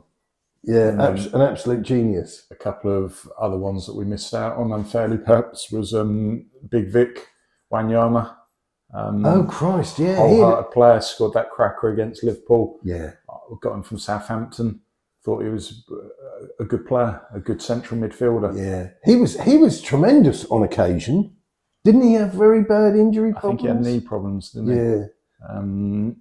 But the old knee fell off. Yeah, so I think that is probably. Oh no, you're a soft spot for somebody we spoke about last night. The glasses look similar to yours. Dutch international. Edgar Davids. Taken out by Robbie Keane. Yeah, Edgar Davids. Well, I tell you, one of the fondest memories I have, I mean, he epitomised the line, the in-stock joke football thing about so many cards he thought it was Christmas. He was a card-generating machine, an absolute predator on the park, and obviously could have been in the film. But he played. Now you'll help me out with this. Who's the idiot on TalkSport that used to play for Arsenal, who's a drinking partner of Alan Brazil? Red hair, Ray Parlour. And there was a great Arsenal game I watched. I remember. I think it was in a pub in Tom May's in Dublin, where the Spurs fans used to go and have one of those pull down screens on the old projector thing, so it was like a washed out image. And Parlour and Davids collided, and I don't understand how it happened, but the choreography of this was that Davids was underneath Parlour, and Parlour, we all knew, would no stranger to using a bit of an elbow, or I can't get up, that's because you're on my knees. He's a bit of a beast, dark arts. And David stood up. And as he stood up, Parlour managed to get himself across his shoulder, and Parlour fell off him. It was like somebody doing a fireman's lift from a sort of prone position. And I just remember everybody in the room falling about laughing, watching Parlour sort of, as this sort of Jack-in-the-Box black man popped up, and this sort of red-headed idiot fell to one side. But yeah, I love Davids. I thought he was great. I used to love watching him play for Spurs. I thought he was a very inspirational player to have in the shirt. And we're going to wrap up the midfield segment with a name that we could talk about for a year and a day. Paul Gascoigne. Yeah, just extraordinary. As a footballer, incredible. And you have to use the word tragic in the same breath. I remember reading an article. I can't remember who wrote it, but it was somebody that we have heard of who now is no longer, like somebody like Glanville. And there was an article in the Times when he went to Lazio. Yeah. And they said to him about cutting down on the booze, because he, infamous for the five bellies and the pints and all the rest of it. And somebody had given him the advice, much like us last night. try drinking wine. And Gascoigne had run into problems because the state he was in after having 5 pints of wine a night. And I guess that whole Gascoigne situation we've seen more recently with Dele Alli. And I think it's an example of both coming from poor backgrounds, being thrust into the limelight. I generally believe that had Gascoigne signed for Man United and been looked after by Alex Ferguson, his career would have gone a totally different direction. I no disrespect to him and not cursing the deceased, but I don't think Terry Venables was the man to mould Paul Gascoigne. You've got an absolute perfect storm there of a guy with who's prone to substance addiction, and who's the man who's got his arm around him, the older father figure, owner of nightclubs. Yeah, I mean that's a total Jimmy Gardiner and Danny absolute Baker. Absolute disaster. Dele Alli, I have to say, I don't think he's on the same skill level as Gascoigne. And I have to admit that I have been tough on Dele Alli because I just find him as a person, he just comes across to me as an effeminate time waster, which is my opinion. I'm entitled to it. But I did go into the data, so some people are going to roll their eyes at this, but he went through a phase, even when he was at his best at Spurs, when he was on the cusp of greatness, which is where he was, where the effort that he put in, you could see it was just before half time and then just before full time. And I would reckon for every 90 minutes that Dele Alli played, you probably got a good half hour in total. And he was another one of these guys, and I mentioned it earlier, another one of these guys where you start to question the greatness because he never really did anything over his work rate off the ball. It's like for years and years and years, I remember hearing on a regular basis wonder stories about this kid in the reserves, Marcus Edwards. And I think he made his Tottenham debut at White Hart Lane against Gillingham in the Cup. And it would have been the old Coca-Cola Cup. Yeah. And like many before him, and the same will happen moving forward. Disappeared into the abyss. Yeah. Disappeared overseas. Went to Guimarães, initially a Portuguese team, before success there led to Sporting Lisbon. But we've got these talented players where we've not had the right infrastructure, we've not had the right guidance, we've not had the right coaching to look after these talents. I mean, Edwards, the tragedy again with Edwards was that this is a player who, when he was loaned, was it Norwich City? Am I thinking of the right guy? Skip went to Norwich City. No, I think it was. I think it was either Norwich or Ipswich. But the coach of the team said that the guy couldn't even turn up for training. His brain was on a different plane. You know, that these guys, they hadn't got the what you call the fundamentals in place. You know, as human beings, able to turn up at a place at 2:00 in the afternoon or 10:00 in the morning, and it was beyond them. Yeah. And this is bad stuff. I mean, if you are a professional footballer, which is more to the point, you forget the job title, but you're being paid £1 million a week or whatever it works out, and you don't have to work in a factory, you don't have to work in an office, you don't have to commute, but you've got to be at a football pitch at 10:00 in the morning. Well, this is exactly what we're seeing again with Jed Spence. They got binned off from his loan earlier this season at Leeds. Yeah, has had to go to Italy to try and reinvent himself. This is another young man who's got very poor, follow that same fate. But he's clearly got a very poor or a very low grade value system, and he's another one of these guys that just simply can't get with the program. And who was the manager? I can't remember the name of the guy now, but he called it when he was at Nottingham, at Forest, the manager there, the guy, older chap, I can't remember his bloody name. But he called it out. He said that the boy needs working on, and he was almost branded as being racist for saying this. But Jed Spence, you say to him, "Can you be somewhere at 3:00?" Neil Warnock. Warnock, yeah. Yeah, because there was that famous picture of him sitting smoking a cigar in his flip-flops in the forest after the winning the playoffs or whatever. Yeah. Too much too soon, and it really wasn't all that much. But Jed Spence, this is a guy, and I don't know what it takes. Does it take a Sergeant Major character to ball him out a few times, or does it take somebody to put the arm around him, like the Harry Redknapp type thing? But whatever he's had so far simply hasn't worked. And he might well be a stellar footballer. And again, you say to fans, well, what's he done? And they go back to how he played against Arsenal in the Cup. Yeah. And that context, that's such a snapshot. And what you need as a footballer is a much more a substantial body of work than, he tore the pitch up against Arsenal in the Cup. It's just not enough. No, completely agree. So that's really our midfielders. I think we've pretty much summarised. So let's move forward to the forwards, and this is going to be an easy one because we haven't had that many over the last 20, 30 years. So, plenty of auditions. Yeah. Well, very few successful applicants. So I started off watching the white version of Gary Lineker.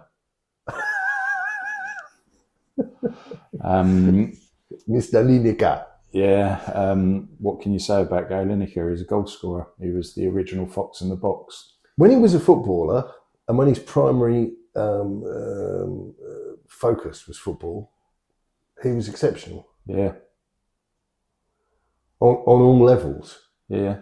And then he went the other way, and now he isn't. We had the long, flowing blonde locks of Paul Walsh. Oh, yeah. How would you describe Paul Walsh? Well, he will never live long in memory. Yeah, I was close to saying mediocre, but I didn't want to be. Yeah, he was an example of an average player at a time when football hadn't evolved to the standard of today. Yeah, I think you're right. I don't think he'd walk. I think it'd be very difficult to see Paul Walsh walking into any Premier League team in 2024. Whilst Gary Lineker was fit, Gary Lineker was always going to be wearing that shirt, and all you would go be as an understudy. Yeah.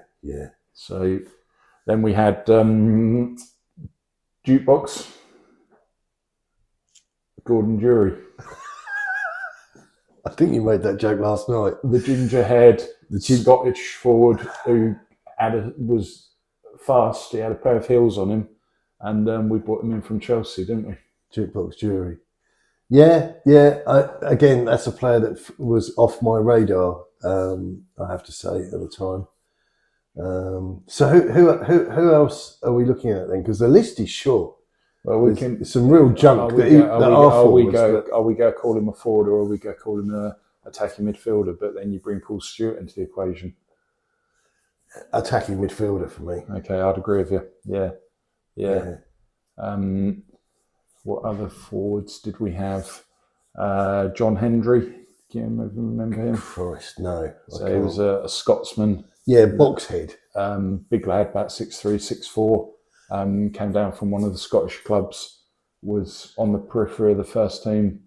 Yeah, he was on the periphery of everything, which, without being unkind, is this sort of the life of a Scotland international, isn't it? Yeah.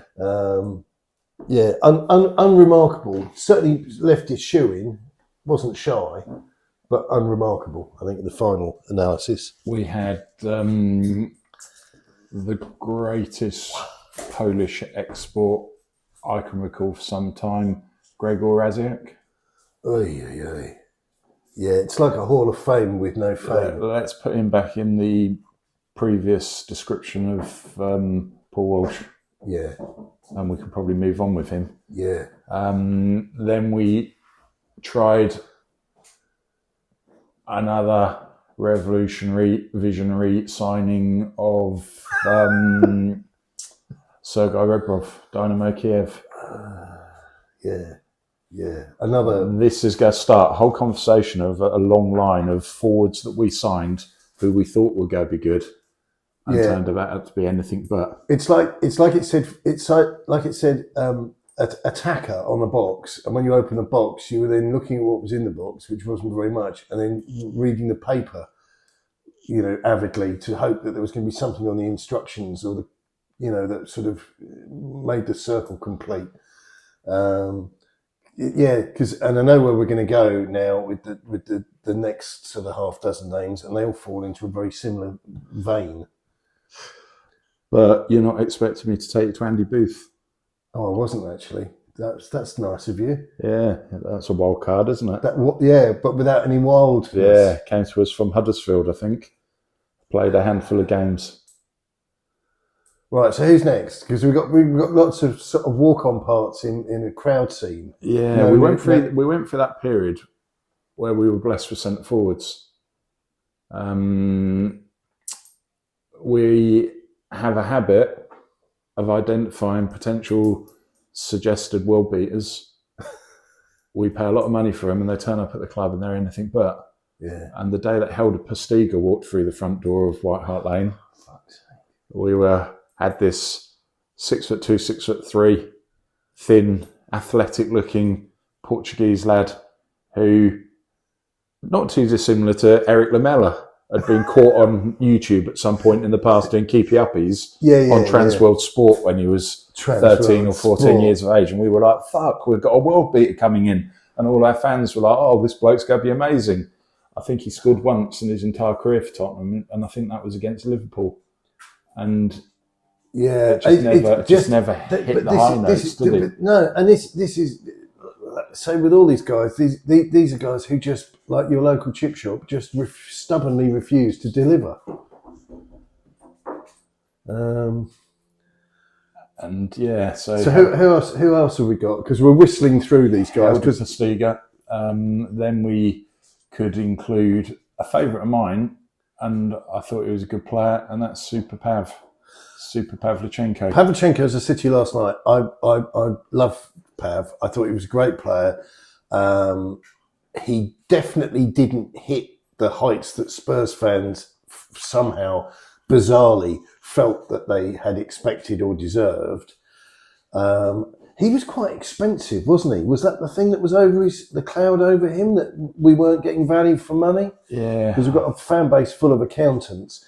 But I actually thought he was good value. What did we get him for? As I said to you, he still owes me for an IKEA chair. He scored in one game, and I launched myself on a missus, the token bird, and the chair collapsed, which is understandable if you've been in the same room with me. But there you go. Called it. Postecoglou, 19 appearances, Tottenham, 1 solitary goal. That was against Liverpool. Dear Lord! But yeah, we moved on to Roman, and I thought he was a really good striker of the ball. Yeah, I thought it was a good passer of the ball as well, which is another sort of memory that's come to the surface. But yeah, he was one of those footballers, in a rare sort of twist of fate, that the fan base decided had let them down, which was a complete opposite of all these players who'd achieved nothing, but they took to their hearts. And I have to speak to them as a third person, because I just can't be aligned with that sort of view. Yeah. But I thought he was tremendous value. He was an enjoyable footballer to watch. I thought he was talented. Did we get the best out of him? Almost certainly not. But I think that's one of those things, like we were talking about Vicario before. I think it had much more to do with the people around him. So if we move from Roman, then we come into that trench where we had an embarrassment of riches. We were spoilt. We had Robbie Keane. Yeah. We had Jermaine Defoe. Yeah. We had Midget Jim. Darren Bent. We had we had Roman Pavlyuchenko at the same time. We've done quite well at finding some tremendous presenters for TalkSport. Yeah, we had that period where we had 3 or 4 forwards. Yeah. And the strength off the bench was incredible. But Robbie Keane, brilliant player, absolutely fantastic. Was quick to leave us, but if Liverpool come knocking, arguably 9 out of 10 people will. I genuinely felt, for a guy who was, hailed as a club legend, and he was a club legend, deservedly so. He scored a lot of goals. He was very much a captain in deed and action. But the way he left, and I'm a miserable old git, aren't I? Because, suddenly you could throw away years of good service with me by not doing very much.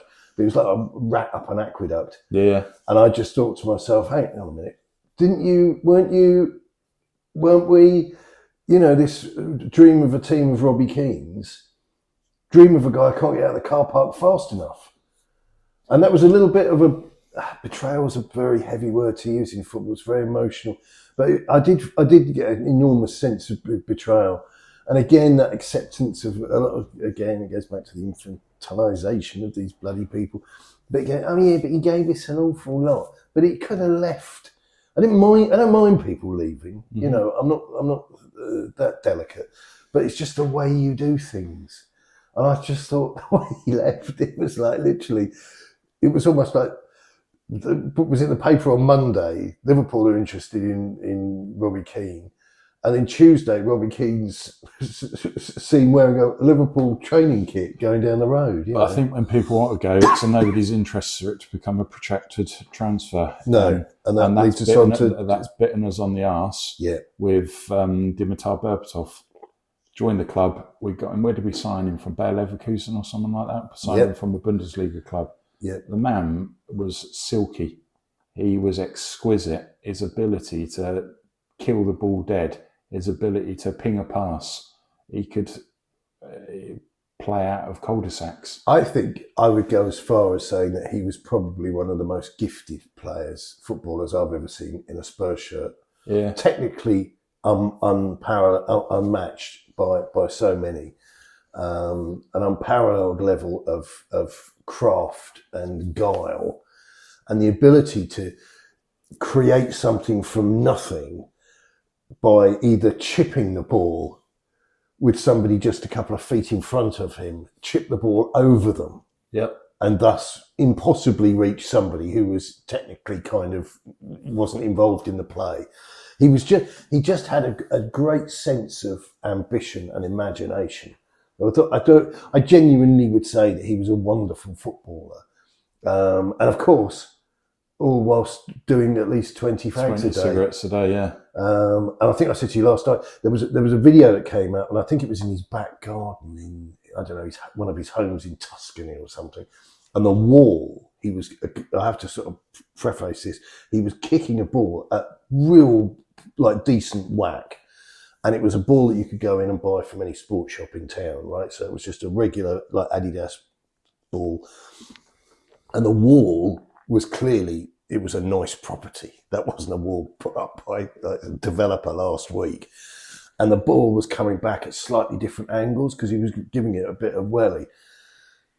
And every time the ball came back and he took it either with his shoulder or his knee or his foot, and he was barefoot. And the gap between him and the wall was about 20, 30 yards. It was exceptional. And you almost were thinking, yeah, but it would look really great if he had a fag on the go while he was doing it. He was just absolutely classy, But we messed around. Well, we didn't mess around, but Daniel, God bless him, did what he's renowned for when it came to Berbatov's exit from the club. Yeah. And somehow I still can't work out. We end up with Fraser Campbell at the club. Yeah, that was a unmitigated disgrace. You have to be careful of the word disgrace in football because it gets, again, wheeled out all the time. So that I've used that for this show, so that'll be it for now. But yeah, it was a horrific disgrace. This Fraser Campbell, who everybody, and this was the poor guy whose career was then, it was just basically set fire to. Because this guy was a prospect. He was seen as a sort of, on the conveyor belt of Manchester United, blah, blah, blah. And was it the worst thing in the world to get this guy? Maybe not. But again, Daniel Levy did his thing where he traded his beans, his cow for some beans. And, it was just, the guy didn't work. He was an inept footballer. But Daniel completely redeemed himself just when I thought he could do no worse by bringing Louis Saha to the club. Well, in fairness, that was. Don't forget that was I could get thrown out of the magic circle for revealing this. That this was the master of the negotiations himself, Mr. Harold Redschnaps, and Harry brought in, who was it, Sahar, and who was the other one? Ryan Nelson. Yeah. Give me a few and I could get you over the line and I could potentially win something. Yeah. And it always reminds me of the film Dumb and Dumber. It's when I think you could do something no more stupid, you completely redeem yourself. As they both come over the hill on the moped.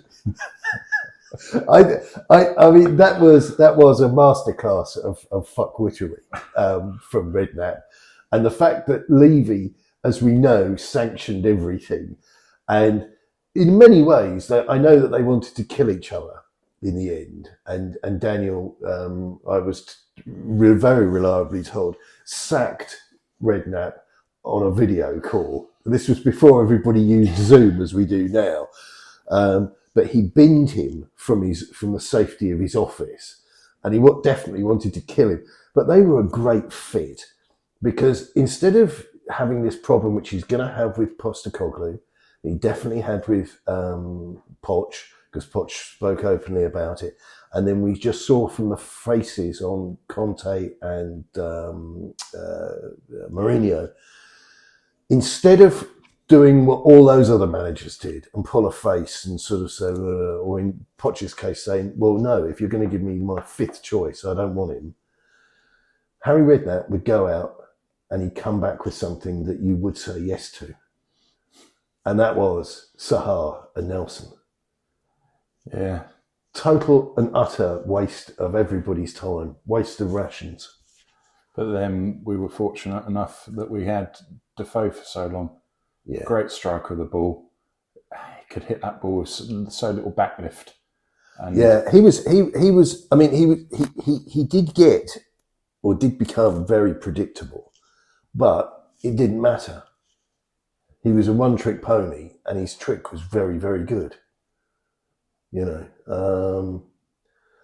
So where have we got to now? And then I suppose we can't talk about Defoe without talking about Crouch.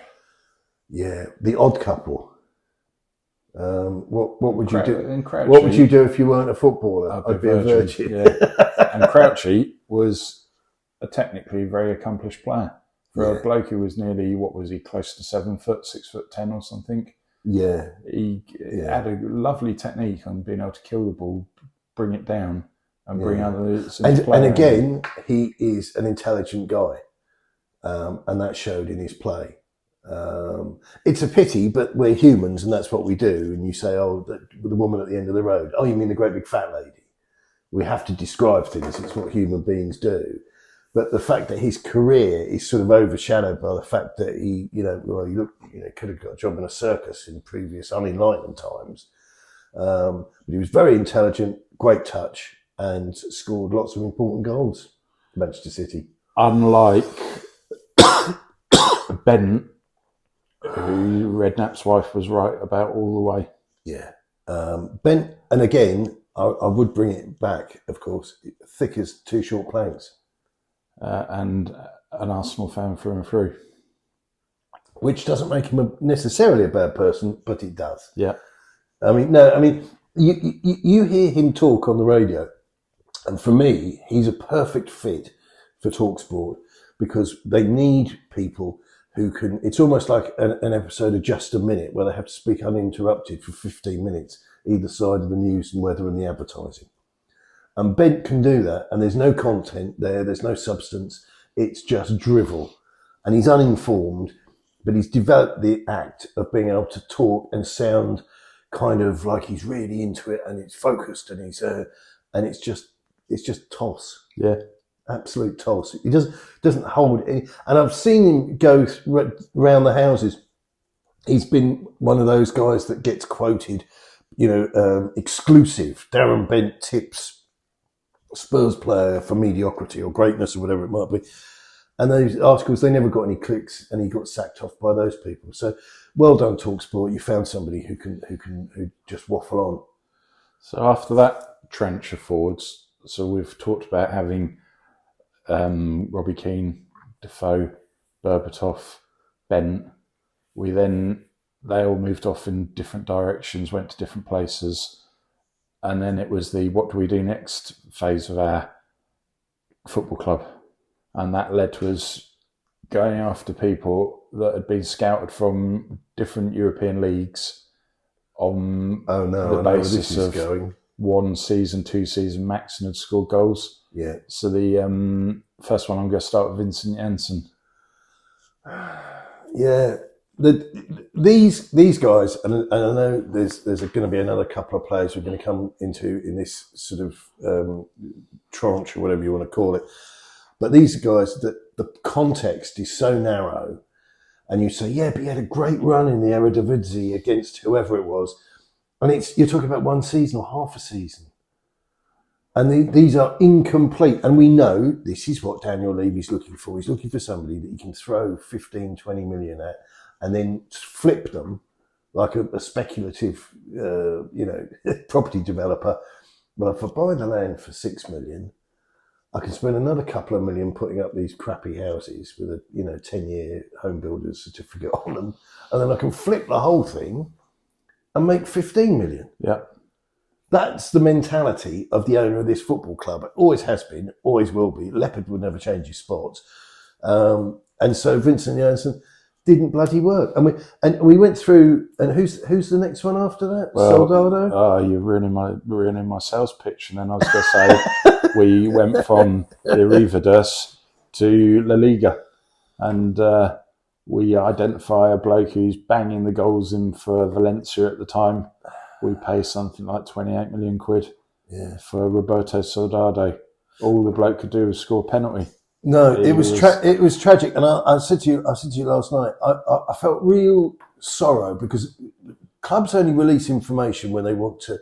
It's not the information they're releasing; they're actually projecting a narrative they want people to buy into, and clearly the loss of his child, his wife's child, or his girlfriend's child, affected him clearly. And it does affect people. It's a damaging thing to happen to people, and it clearly really was a thing, and that's why the club released it.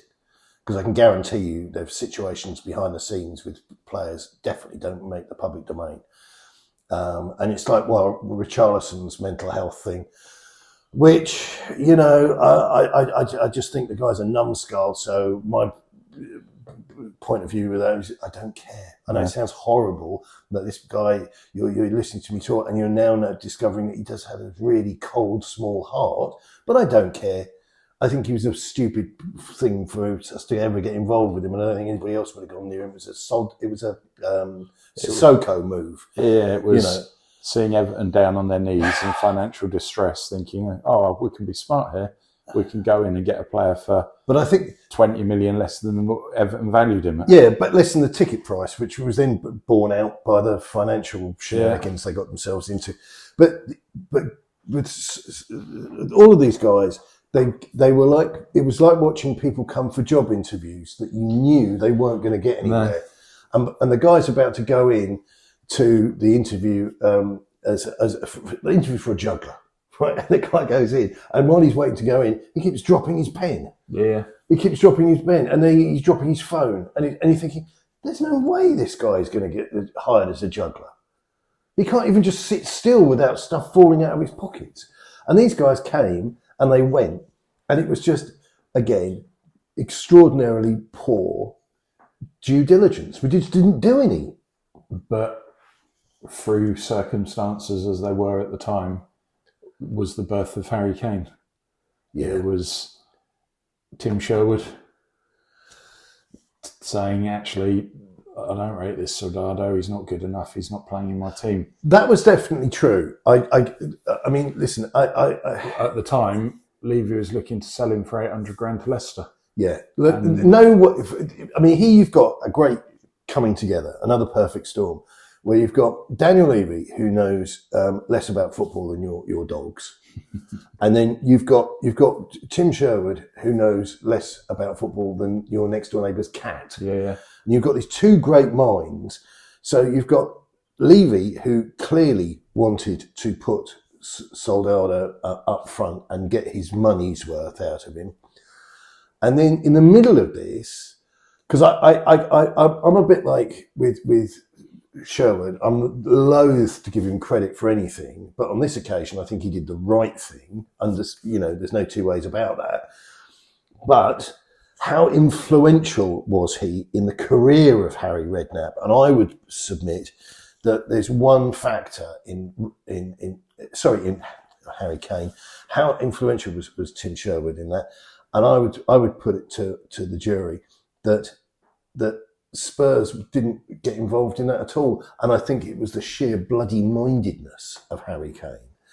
And it was the guy that we then saw in the Amazon documentary. He was talking to Mourinho and saying, yeah, well, it's the same shortcomings from the same people. Yeah. And he decided to pull himself up by the bootstraps and not just be this guy that was bumbling around at Leicester City, bumbling around at Millwall, wherever he was all these different clubs, where there wasn't really that moment of clarity. It wasn't like a light being switched on. But that did happen when he came back to Spurs, and perhaps he got a sense that if he didn't do it then, if he didn't commence the process, didn't flick the switch, it was never going to be flicked. And he evidently became this monster of a footballer. But I don't cast any credit in Tottenham's direction, in Tim Sherwood's direction, in Daniel Levy's. I think he's very much a self-made man. Yeah, and the whole birth, rise, and continued development of Harry Kane is not too dissimilar to Lloris, that we had a player in one position for the best part of 10 years that was go wear that shirt week in, week out. There's no debating and getting over. Harry Kane's the greatest Tottenham goal scorer we've ever seen. Yeah, he remains today an exceptional talent. And has that ability that Haaland doesn't have at City to drop into the channels to bring others into play. Well, Kane is particularly good because of his willingness, and again, this I think reinforces the notion that it comes from within, that he is willing to keep refining himself and adapt and modify and make sure that he's able to offer as much as he can, but without being a one-trick pony, which is why you get exceptional commitment with headers. You don't get decent free kicks out of him, that's for sure, but you get passing, which is just beyond insightful. Yeah. And you get a player, as you say, who's prepared to suddenly drop really deep and be pinging feeder balls in for other people in his position. And when we're talking about that ability, sorry, Teddy Sheringham, for not picking up and running with you earlier, because there we have two players of very similar footballing ability. Yeah. Not either with outstanding pace, but so ahead of the game in respect of they know what they're going to do before that happens. Footballing wisdom. Yeah, and if we go talk about Teddy Sheringham, again, apologies, Darren Anderson, we missed you off earlier in the midfield segment. Yeah, Darren Anderson, and very much like Peter Crouch, who always comes with the caveat of, but he's a sick note. Well, we know that, but he was actually an exceptional footballer when he was sick. Shaggy will live in memory as a Tottenham legend, in my opinion. Yeah. I mean, if you can do that incredible thing that some humans can do and hold two thoughts in your head at the same time, which conflict. Yeah. That when he wasn't injured, when he wasn't going, I think I can feel something, he was actually an extraordinary footballer. So getting back to current day, the forwards, Kane was there for so long, then overnight, without anybody being alerted, no Twitter gossip or no CFAX or teletext as it was when we used to painfully go to page 301 on BBC. Waiting for page turning or whatever it said. 410 on ITV. Yeah, that's it. Overnight, this South Korean chap turned up at Tottenham. Well, I have a slight spoiler on that I was told in no uncertain terms, because I had a really good source at Spurs, and it was a guy, and the tragedy is he died recently, and so if any ITK that I get on Spurs these days most 95% of it is stuff that puts, I would say, frames information.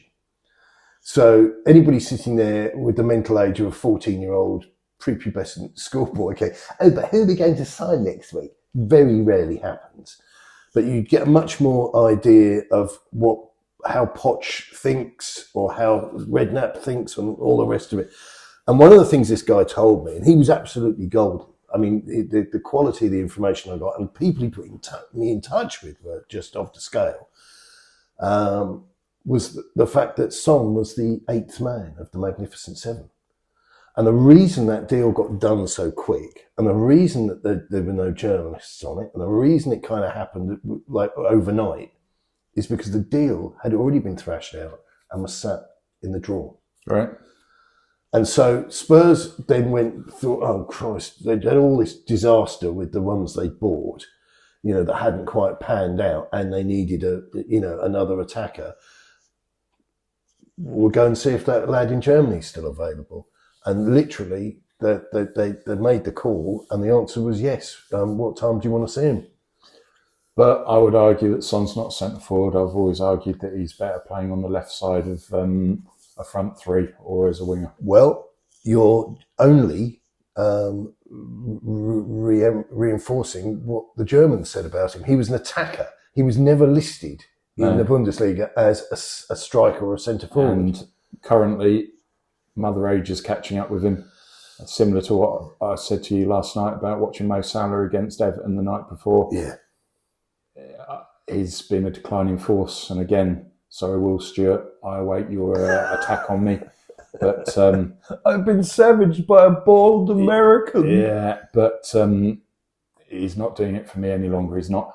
No. He looked good when he played alongside Kane because Kane could drop deep, could ping a ball over the top, could put a pass into him. But he's not got the physical stature. The pace is reducing. And you don't feel this season that he's taken games by the scruff of the collar. No, and I'd also suggest, which isn't going to shock anybody, that he's not captain material. No. That's a totally political. People move. like him because he smiles, he hugs people, he's everybody's friend, he cuddles children. Well, a mate of mine rather accurately pointed out it's exactly the same thing. Pets small animals, takes photographs of children, and he's put 3 or 4 men in hospital. Yeah, and. If you ever watched the Son documentary on Netflix or Amazon, ask questions of somebody who buys a multi-million-pound house and then removes all the furniture and lives in destitute and as if he's in a prison cell. Well, listen, I can only respond to that by adding something deeply off-kilter and unkind. You'd probably act like that if your father would change you to a radiator. Yeah, for the you have first to step 6 out years of the shadow of your dad and realise you're a grown adult. And actually, that's not how you make babies. No. I mean, I think there's something deeply sinister there. And again, I don't want to get sued, but yeah, there's something very strange that's gone on there.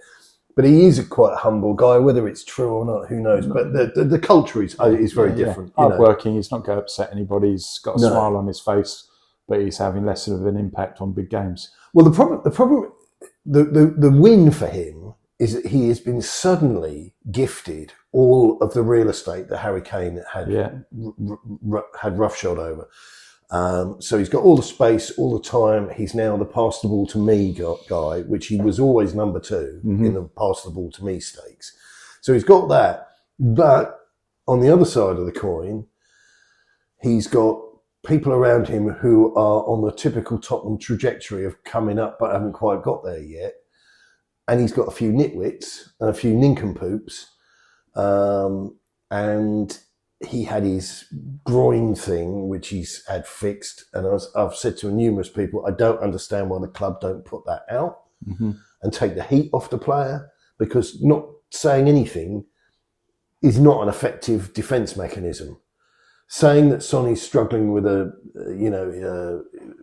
hernia, is that really going to, on a day-to-day, match-to-match basis, going to disadvantage him? Not really. It's just a fact.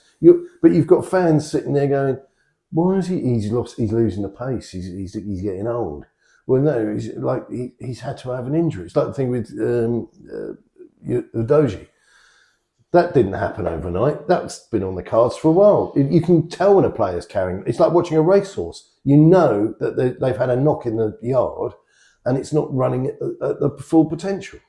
And it would be great if the club, but then again, like I've said endlessly for 20 years, we know that Rose West, via her solicitor, does the club's public relations. So what do we expect? More of the same. And then that leads us on to, I'm not sure how he ever actually arrived at the club and why he arrived at the club, at Lucas Moura. A stalk brought him. But that was under was that the Pochettino era?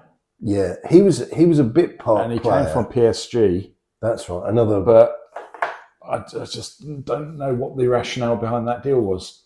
But again, hard worker.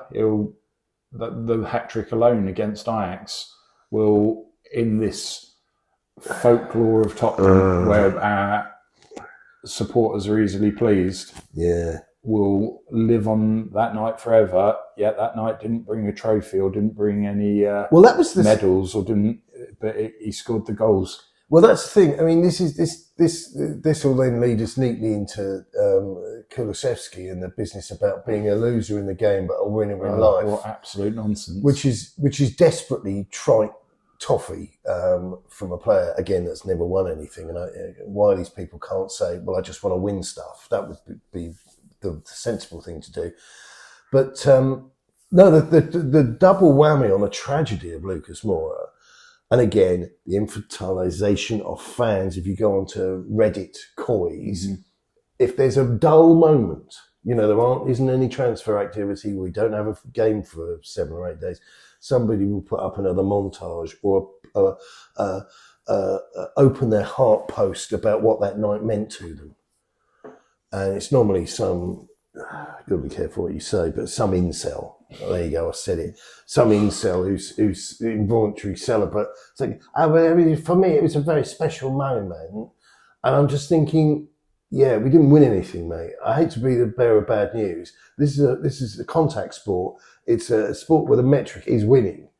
And if it isn't, if you want to debate that with me, then I'd like you to go around all the golf courses of the world and fill in those holes. Yeah. If you want to really be pointless, let's do it properly. But Moura, never take anything away from him. That was one hell of an achievement. Yeah. One hell of a one-man performance. And then Poch didn't play him. Should have played him in the final. Should have played him in the... Rush came back. Rush came was back. Injured. But this is typical Spurs. And like we've discussed, we all know the truth that clubs have arrangements with players. And it's like, unless I've been hit by a bus, you will play me. Yeah. And there was no way anybody in their right mind would have pushed Kane into that game. And we did, because we're not in our right minds with Tottenham. And Moura should have started. So the idea that, I think, did he come on late in the game or something? By which time the game was over. The game was over. And more to the point, it was such a disservice to give a guy that had done so much in the previous game and then say to him, oh yeah, I tell you what, we've had in that second thoughts. There's 15 minutes to go and we're 2 goals down. Show us what you can do. Really? Yeah. That's not how you treat a man. That's terrible. Lucas, I liked him as a person. I thought he always tried his hardest. He went absent for long periods of games, had a decent turn of pace on him, and he wasn't a natural goal scorer. He missed more than he scored. Yeah, his passing was actually shocking. From a perspective of how frequently did he turn possession into gifting the ball to the opposition. He did it a lot. But again, you can't take anything away from him. Very professional guy, very likeable. Is that too soft a thing to say? But yeah, just a very likeable chap. And then he leads into our final forward, another fellow Brazilian, Carlos Vinicius. Where is he now? Is he at Fulham? Or Sheffield United or something? Fulham last season. But I think he's moved on and I think he's maybe in Dutch football or somewhere like that. Yeah, utterly hopeless. And again, they wanted something like 40 or 60 million for him, didn't they? Yeah, he wasn't worth the bus fare. And again, it was another player that we were told by the people out there in the fan base that just would literally buy anything. That this guy was going to be the next insert name, and he just wasn't at it. He just wasn't the required level. A quick Wikipedia search informs me that Carlos Vinicius is in the footballing retirement home of the Turkish league, playing for Galatasaray. There we go. Yeah, we signed him from Benfica. Then Benfica. 9 games for us, 1 career goal. Off to PSV, 24 games, 6 goals. Then to Fulham, 41 games, 7 goals. And now sunning himself in the retirement tropics of Turkey. Where, of course, Carlton Cole ended his career before going bankrupt. I mean, an absolute graveyard. And I've said this before on things, but just on Turkish football, I need to throw this in. Turkish football is like no other. And their player agents will get in touch, and they've got in touch with me on other websites and said, oh, we're looking at so-and-so moving to Manchester United, or we're going to buy a Manchester City player, and it's total hokum. But it's about keeping their name in the mix as a club that does business with other clubs. And I wonder why they do it, because they keep on just taking junk. Dongi Dombele. Oh my God, Giovanni Lo Celso. Yeah. I mean, they keep, bless them. I mean, it's not, there's a misunderstanding and a misconception that Tottenham don't spend money. We do spend money. Yeah, we spend it very poorly. We just don't spend it very well. We don't do our due diligence. We don't do our scouting. And another person who slipped under the radar of this conversation to this point, Eric Lamela. Eric Lamela, the only thing I'm going to say here, and a controversial twist, I'm going to be positive, is that this was a classic example, because it's taken a long time, the education of some members of the fan base. I don't hate everybody, but there's a disproportionate number of people I don't have time for, the Spurs fans. But it's taken a long time for people to understand the difference between everything with all the possible add-ons stuck on and the actual core price. Yeah. And Eric Lamela, and this was my ITK guy, told me this, because I was like going, oh my God, and he's now sad because his dog has died. And what did he have done? He had some operation where he was out for a year. I liked him. I thought he was a shit house. I thought he would wind people up. He had honours. The skill set in him to score a Rabona like he did, or that goal against Arsenal with the outside of the foot where he curled it in. But for me, it was what not to love, because once you rationalise the situation that this guy hadn't cost us in used notes in a carrier bag 30 million. He actually cost us 15 million, which was then spread over an interminably long period, thanks to Daniel. And then we didn't trigger any add-ons. No. There were no international appearances. There were no goals to speak of. There were no pots and pans won. So the actual net core value, the cost of this guy was very low. And what we got back was desperately fragmented and hints and allegations that there was a great player in there. So you got a lot of shithousering, and you got all this business, and you got your Rabona and all that kind of. But it was actually, and I go back to it, and it's a terrible, again, indictment, but he was great value. Yeah. Because for 15 million quid, and this takes us, again, we look at Timo Werner. But one thing I need to say is, you'd like to thank ourselves. Projectile vomit? No, we can thank ourselves lucky that we didn't have to have a team of Romero and Lamela in it on the field at the same time, because we'd have finished that game with 9 men. Yeah. They walking cards, walking invitations to a card dance. But taking me forward to the modern day and the current day, Timo Werner, what a waste of £15 million that would be. Timo Werner was an example of going into Aldi supermarket, going into the middle aisle where there's all sorts of weird shit. Protein shakes, snap-on tool sets, scuba masks, and thinking inflatable penguin. Fuck me, grow your own cactus tree set. I've always wanted to grow a cactus tree. I'll pick one of those up and off I go. And when you get home, the missus said to you, "Did you get the milk and the eggs?" No, but I've got something better. And that was Timo Werner. Yeah, there's a reason those lot down the King's Road at Chelsea got rid of him. There's a reason that Leipzig got rid of him. And this goes back again to the same thing. Here he comes again with the moan.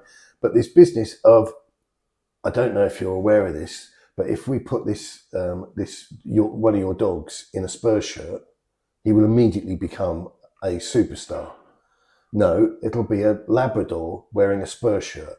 And if you take Timo Werner and you totally disregard the fact that the line on the graph from his Red Bull Leipzig thing, from being top left, now has gone steadily like Fraser Forster's line, top left to bottom right, which is the opposite of any graph you want to be involved in, apart from, stemming losses or something. But this guy's career is in free fall. And we're told by certain Spurs fans and voices that, no, we can get a tune out of this guy. Because you think, just, no, don't say things like that. That's very negative. Think about when he was playing for Red Bull Leipzig 20 bloody years ago, whatever it was. And he was doing well in that team with that coach. And it was all a very unique set of circumstances, which football is. It is all about the moment, which is why buying players of very narrow context views is a bad thing to do, because you're buying a snapshot. It's like watching a film where the guy's robbing a bank. It doesn't rob a bank every day. It doesn't happen like that. That's the purpose of the film, is to, take an entire life and shrink it into an hour and a half. People didn't really pack everything into an hour and a half of their lives. And this thing with Werner, he was okay. He was okay. He did well there and then with these circumstances, with that coach and that league, that club. But ever since, it's been in freefall.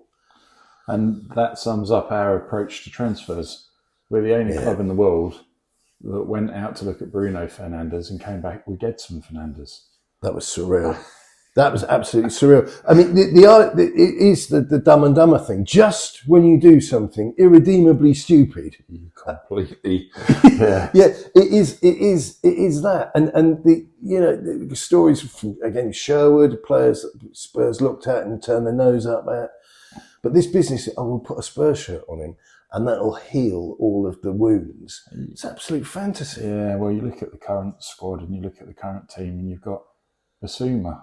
That's not the same Basuma that was at Brighton. We've got a bloke who, since the Luton Town game, has fallen off the edge of a cliff. What is he? He's not number 6. The thing that worries me is I said to you last night, I pulled out an article that somebody else had written, doing an assessment of Postecoglou before he came to Spurs, and there's certainly a number of people commented on the Substack and said he seemed to have quite a bit of tactical variance going on there.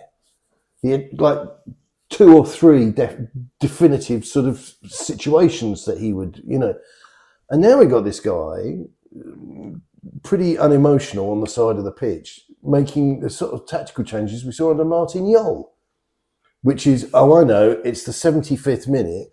I'll take off everybody that's tired and bring on 3 or 4 players, which is the Martin Jol, big Martin Jol sketch of throwing the kitchen sink at it. But just because it works at Green at Morton doesn't mean that it's going to work against Chelsea. I can't believe we lost 7-0 against Chelsea, because at Alloa Athletic, we used to tan their hides. And you've got a front 3 of potentially Brennan Johnson, Werner and Son. None of them are above 6 foot.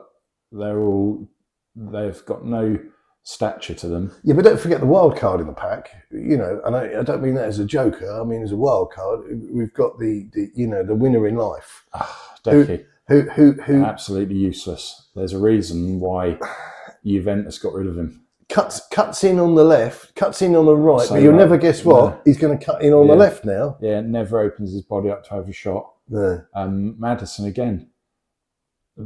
A lot of friends support Leicester say that we were getting overexcited, and again, he's not an exceptional player. He's a good player, but we don't buy exceptional players. We're a level beneath. Yeah. Where our whole, and what we've got to do as a football club now is decide where we want to go, and if we're going to go forward, we need to buy 2 or 3 exceptional players. Crackerjack players. Yeah. Game-changing players. Look at Liverpool when they lost the Champions League and they went out and signed Alisson Becker in goal. Yeah. And then they signed Virgil van Dijk.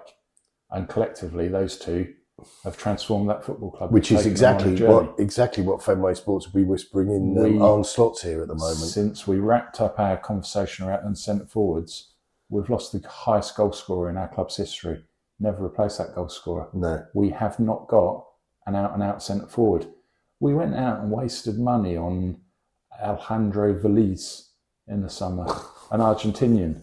Then we decided that he wasn't playing. He scored a goal for us.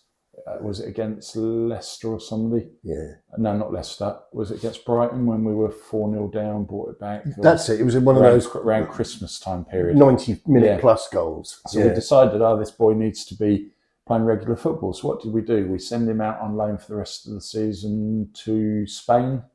Is it Sevilla? Sevilla, yeah. And he's not kicked a football since. No. So we have got no out-and-out forward for 6 games left of the season, where it's still possible. It won't happen. It's never going to happen. If it does happen, we don't deserve it, and we're not ready for Champions League football. We'll be torn a new arsehole by these teams. Dog chasing cars. But we need to be thinking, what's the next step? And a sensible next step would be go out and sign an Ivan Toney.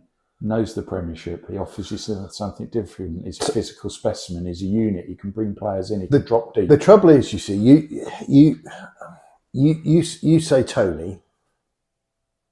Quick answer. I'll say I totally agree with you. But the amount of people, including one would expect Daniel Levy, to look at a 28-year-old that costs more than 50 pence, and then see that the maths makes sense. This isn't maths. This is football. It's not just emotional, but it's about dealing with the immediate. And you're talking about moving forward and preparing for our idea of preparing for the future. Levy will have known a long way down the line, because Kane wasn't signing a deal. They wouldn't discuss it. And it was definitely within the parameters of it should have been done, that Kane was going. He would have known. And what did he do? He was out of sheer desperation, because he could get it done, and because the age worked, and he could get people to waffle on about his international goals for Brazil, which have also dried up. Richarlison, absolutely. Nobody in their right mind would terrible player. Richarlison. Now the reality is, and this is the ultimate sorrow. You talk about Lamella and say, well, actually, he only cost us 15 million. Richarlison is costing us 50-something million. 60. Well, no, that's with the add-ons. But what I'm saying is the core cost. Yeah. Even if Richarlison, let's say, gets hit by a bus, we still have to repay 52-something and 8 shillings or whatever it is to Everton. There's no negotiation there. That's everybody shaking hands on over 50 million quid for this guy who is a bird brain. And should we say, not just a bird brain, but an unhappy bird brain, a troubled bird brain. But he is not going to propel that club forward. No. And we hear all these clickbaits and all these names being banded around as we enter the close of the season. And I'll just put it out there, everybody's getting excited about this Santiago Jimenez, but let's reflect on our talk earlier in this conversation around Vincent Janssen. Yeah. It's the same league. Yes, absolutely. So for every goal scorer in Holland, I always think there needs to be caution, because it's a weak league. Very weak. Spanish football, can they do it? Back in outside of Spain, or then ask Brian Heel if you can do it outside of Spain, because he doesn't work. The battery supply isn't the same. It's like, suddenly you take him and put him in the Premier League, and he's his own nutritionist and all the rest of it, and he doesn't bloody work. Or then you need to show a little bit of initiative, and you could go back to Italy and look at Dusan Vlahovic, but that's going to be an expensive signing. But we don't have any money. No. We don't have any money, because we're only the 8th biggest grossing money-making club on the planet. Yeah. Or do you go to French football and look at the Nigerian guy Terem Moffi, who plays for Lille, and change the approach and again look for a physical specimen that can bring players in around them. The trouble is, I think we can say with some degree of certainty that the new manager bounce is what we witnessed with Postecoglou.